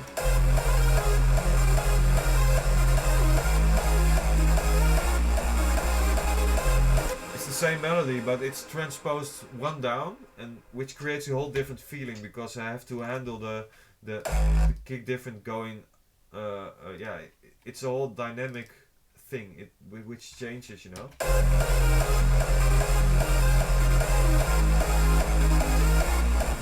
It's a bit more less happy, you know. And it's a change between one note, you know. I can do the same and change it up even one more.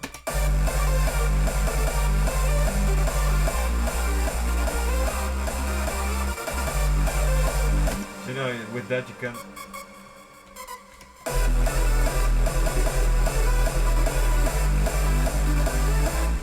It's also a matter what sounds right, you know.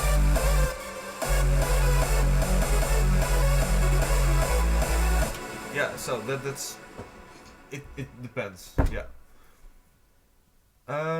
Did you ever try Studio One? Yeah, I did install it once on my laptop. Studio One, 2, 3. But then I didn't have time to try it out, and then the 30 days of trial got expired, and then I thought, well, you know, Cubase is fine, let's use that one still. No, my first opinion was it was a really cool combination between good stuff, you know. Ableton has really cool features which are put in there, and Cubase, and I don't know about the default plugins. I didn't look into that good enough, but the whole thing, you know, so pretty good, yeah. But yeah, for me, Cubase is kind of, you know, my trust environment, and I can work really well with that, and it works fine, and you know, I can do anything with it what I want, so that's why I still use it. Yeah.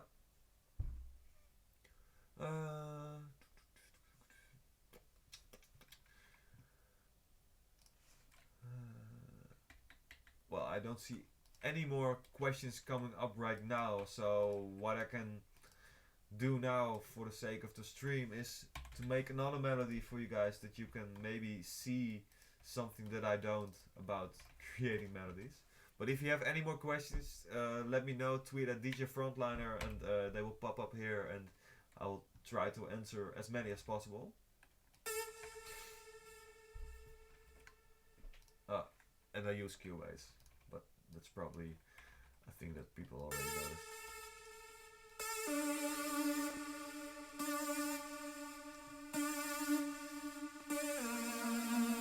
And also a thing, always save your stuff regularly.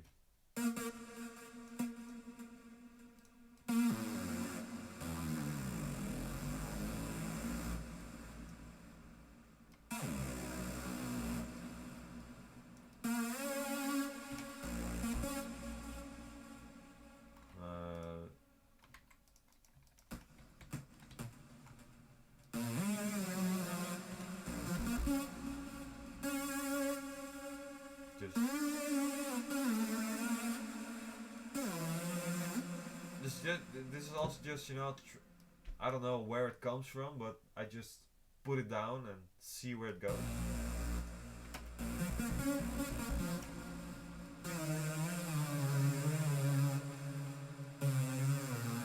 It's also something I just heard, you know.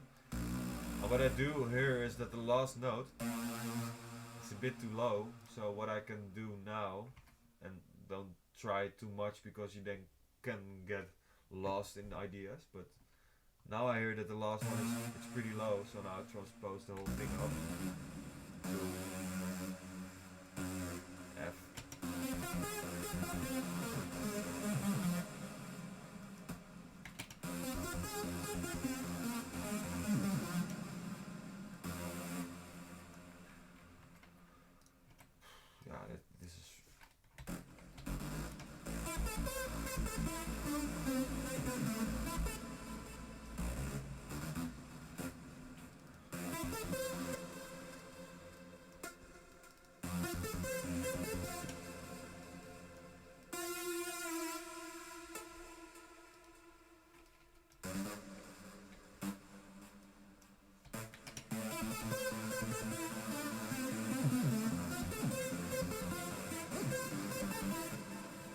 Weird stuff going on here.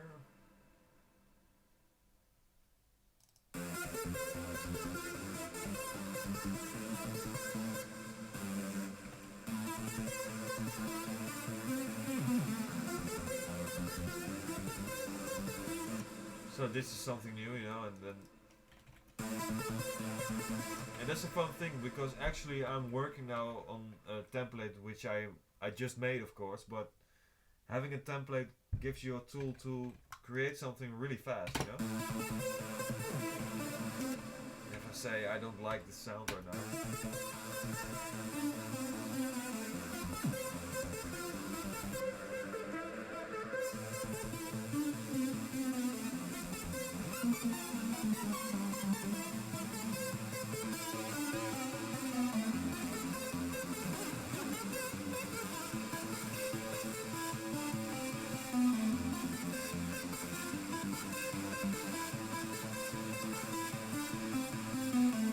Pretty cool.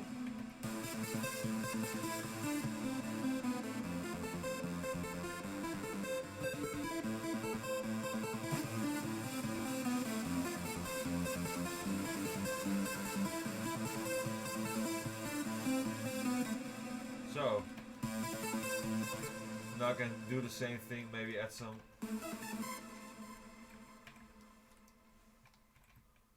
Yeah, no, let's try something else, you know, just adding random, well, not random, but making a different groove in the chord tracks. But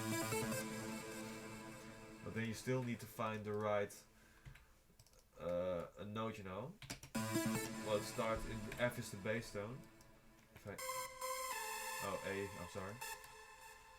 So let's start from that one.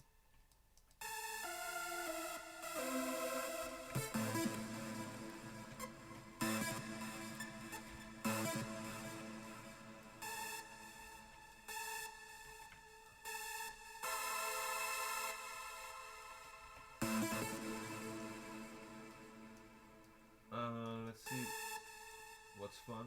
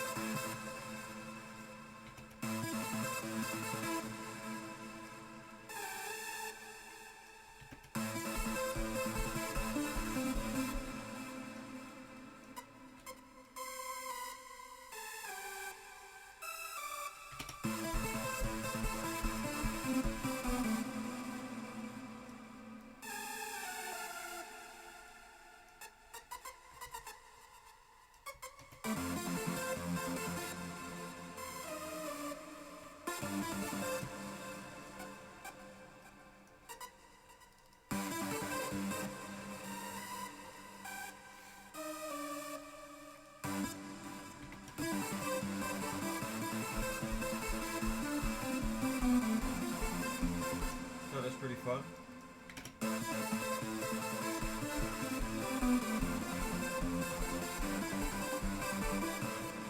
let's put it down again.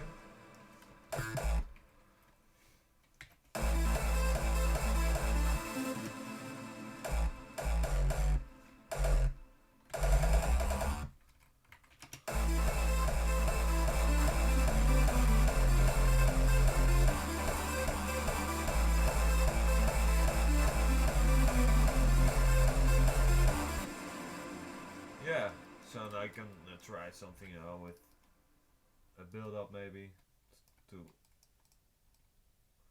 Well, this is a cool part where I can use the glitch again. Let's put this one here and make a tape stop here. Maybe with the going down thing again.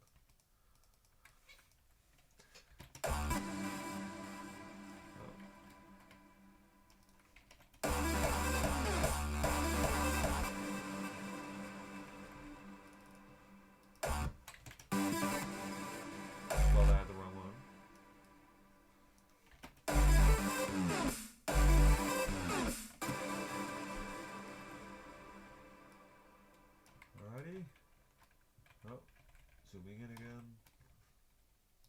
Sometimes I pressed the wrong buttons. Cool stuff going on.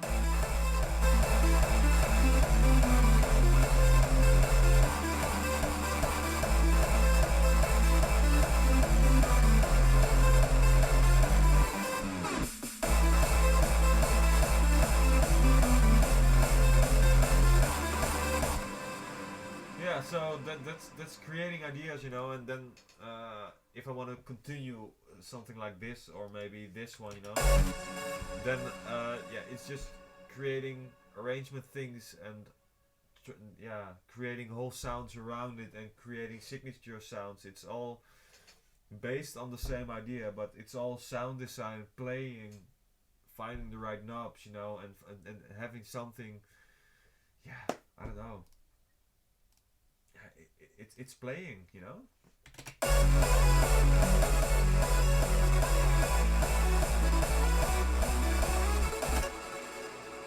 So that's already 2 hours of creating melodies, and you see that time goes by really fast. And meanwhile, I have several things done, and all creating new ideas. And of course, this is like a project I'm going to save, and mostly I bounce all the things that I have a folder with all these stuff, and I can try later and listen later if I still like it, of course, and try to make something out of it, you know. Yeah, it's all a game, you know, trying and leaving something because you don't like it anymore, and maybe weeks, months, or years later you find something back, you hear it, and you get new ideas from it, you know. It's all about feeding ideas and yeah, let loose your creativity, you know. And not everything that you hear right now, for example, is going to be released or whatever, but you keep on working until you have something, yeah, hey, this is really cool, you know. And yeah, when something is really cool, yeah, you have to feel it, of course. Oh, there's something. Can you make that uplifting effect on melodies before they explode? You mean the build-up stuff? Okay, that's really cool. I'm going to try that right now. Let's see which one is the better of the two.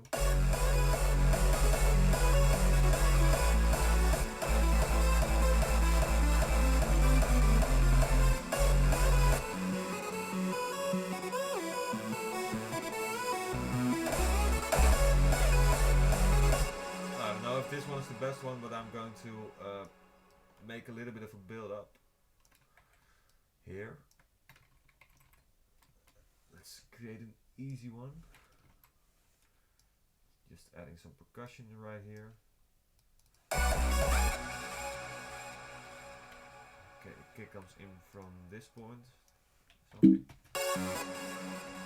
So let's, I don't know, it's optional of course, but let's try out to build up from the cutoff of the chords, which is quite a basic thing. I have my automation right here. Of course I have several layers, so oh wait, I don't need this one. This is the cutoff of Firehouse 1.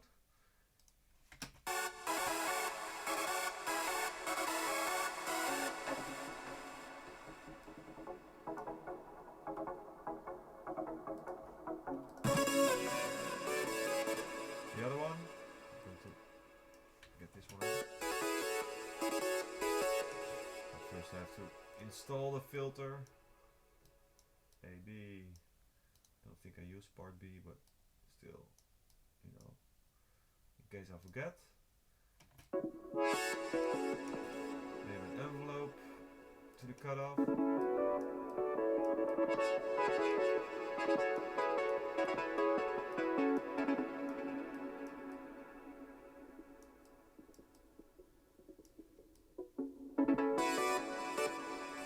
Awesome.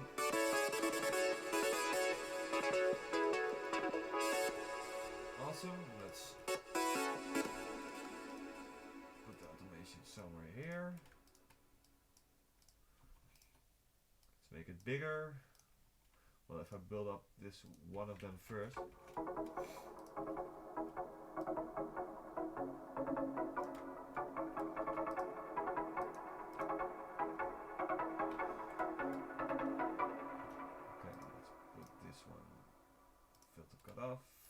2. I do it really basic, so that's the quickest way. Let's see.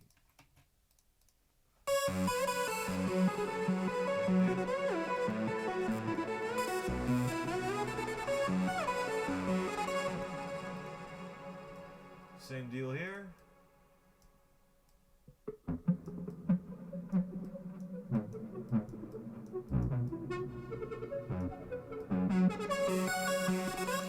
Cool. Let's put this automation here too. Alrighty, so now we have almost all cutoffs except for the bass lead, but I'm going to do that later on. So let's first build up. Oh, we first use the virus.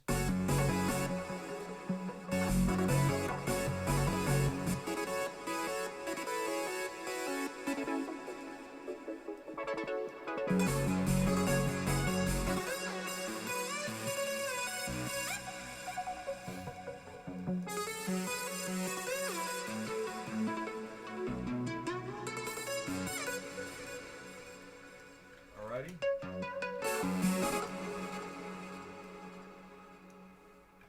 Alright, let's start the whole madness from this point on. I may have to add more percussion and maybe some cool. So it's all about repeating right now. I can put this one on too. Maybe it's cool too.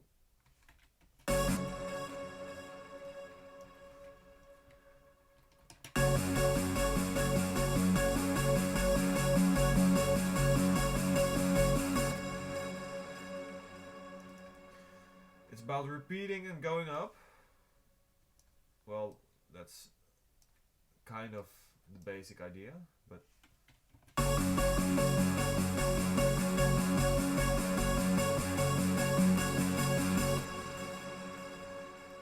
alrighty, let's duplicate this whole stuff.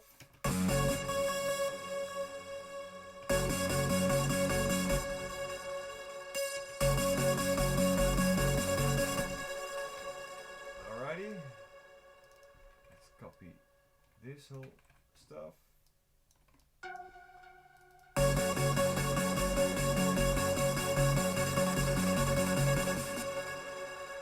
So I'm going to use the second copies because for some reason I cannot edit multiple channels with the pitch blend. For some reason it only changes one of them.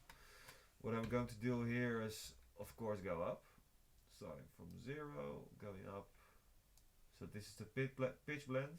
It's the pitch knob of like every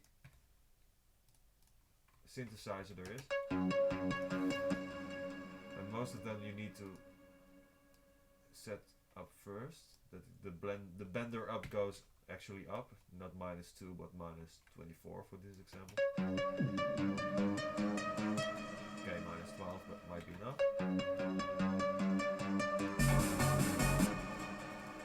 So I am able to copy this to this part.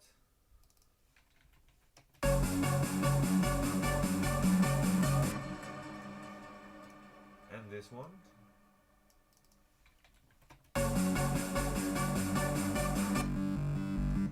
So, but all the band ranges need to go up.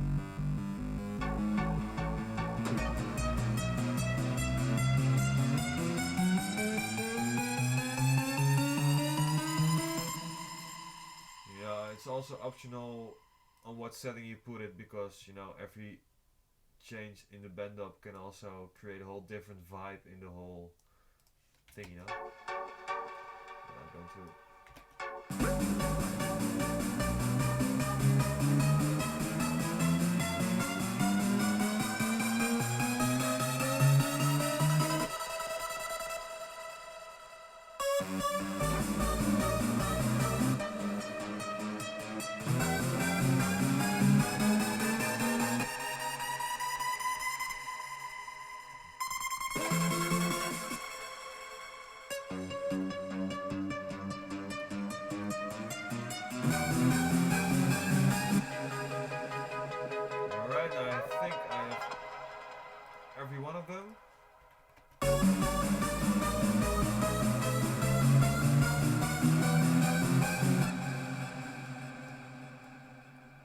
thing is that you just need to put enough effects on it to. So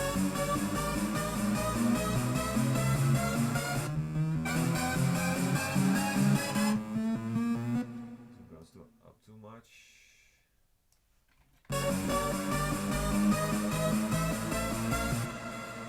It's really cool because you can find, of course, a lot of going up sweeps and stuff like that on the internet, but I'm going to make one with the massive, which is a bit too loud probably, but so I'm going to make a group effects.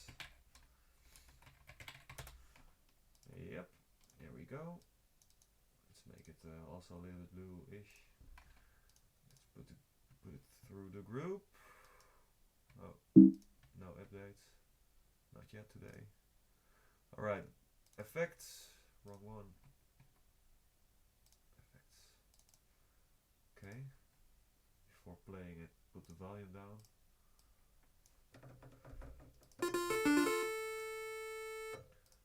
So really easy stuff here. Let's make an LFO for the amp. Cool. And there you have like a knob in which you can put anything on. So let's make this one go up. Oh. So, and with that one, if I turn the knob, I will make sure the rate goes up. Let's put the sustain up.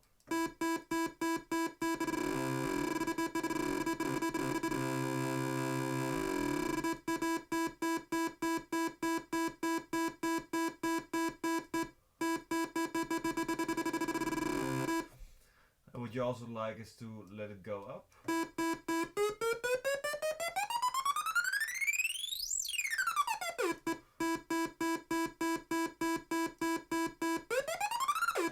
And you can also change, you know, the whole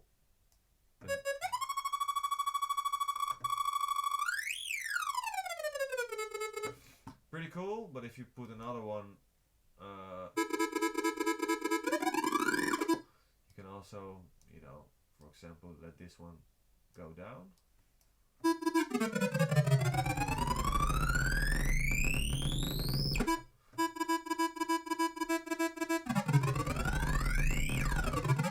can do so many cool stuff with.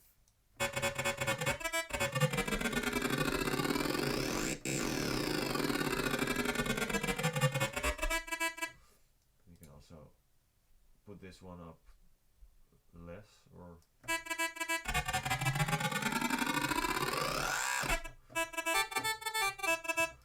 this one might be.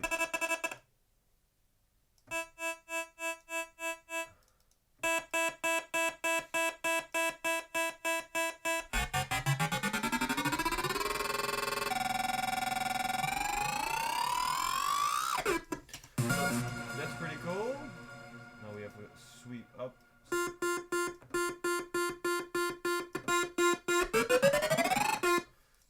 Maybe some reverb and some EQing.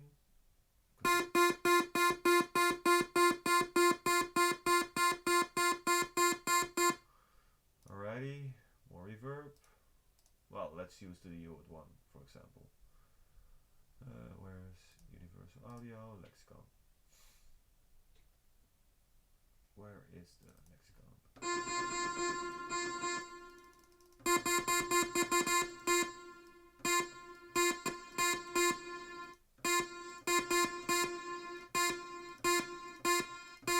Different presets.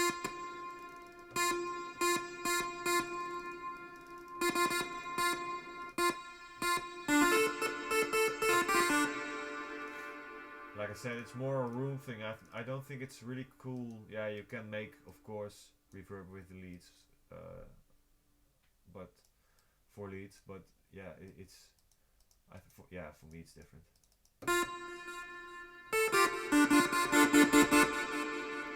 Pretty cool.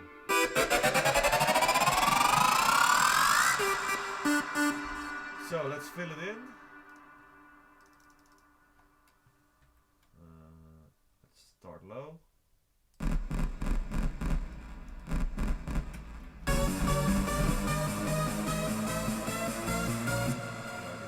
Later too, but let's first let it go up so that I can hear what's going on. Let's turn it up a little bit. Alrighty.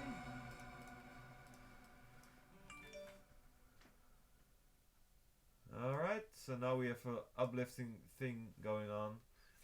But yeah, let's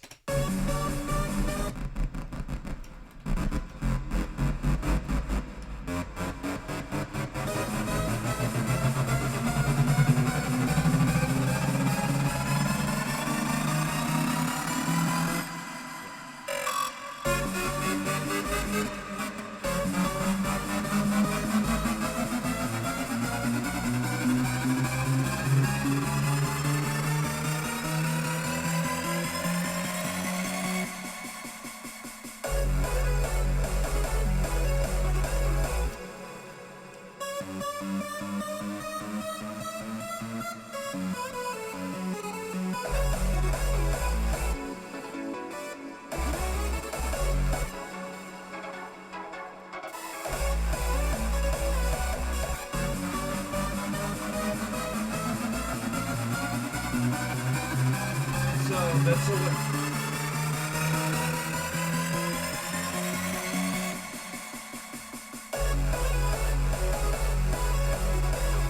So you know that's a way to build a lift up going on in the track, you know, and you can also yeah, expand it as much as you like. So, but I think that's enough for you guys now to yeah, to study some more about creating melodies and leads and stuff like that. I know it's difficult, it looks difficult, but it's all about, you know, trying and learning yourself, you know, just keep on going and see where it goes, you know. Yeah, you can look back this this stream, of course, and see which steps I took and see where it's going and pause it and try it yourself, of course, because with this is you know, a way to build up something that sounds pretty nice already and which you can work on creating new melodies. So I hope you guys yeah, I hope you guys learned something from all this and I hope you can create something beautiful with the knowledge I gave you today. So yeah, I will run this project again for you guys so that you can see and hear what I did actually, and yeah, like I said, look back to the stream when it's uploaded and yeah, learn from it. I hope you guys enjoyed this, and yeah, I'm going to play the stuff that I made just now on the stream so that you have a re-listen of what happened and where it went, you know. So yeah, enjoy the ride.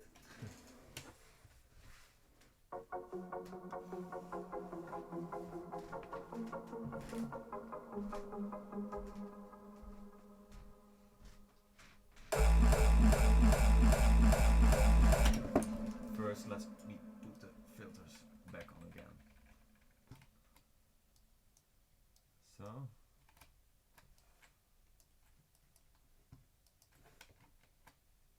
I put down the filters everywhere, then you will have no sound, of course. Yes, I think I have everything right now. So now you guys can have a look. Later on I will close the stream and enjoy.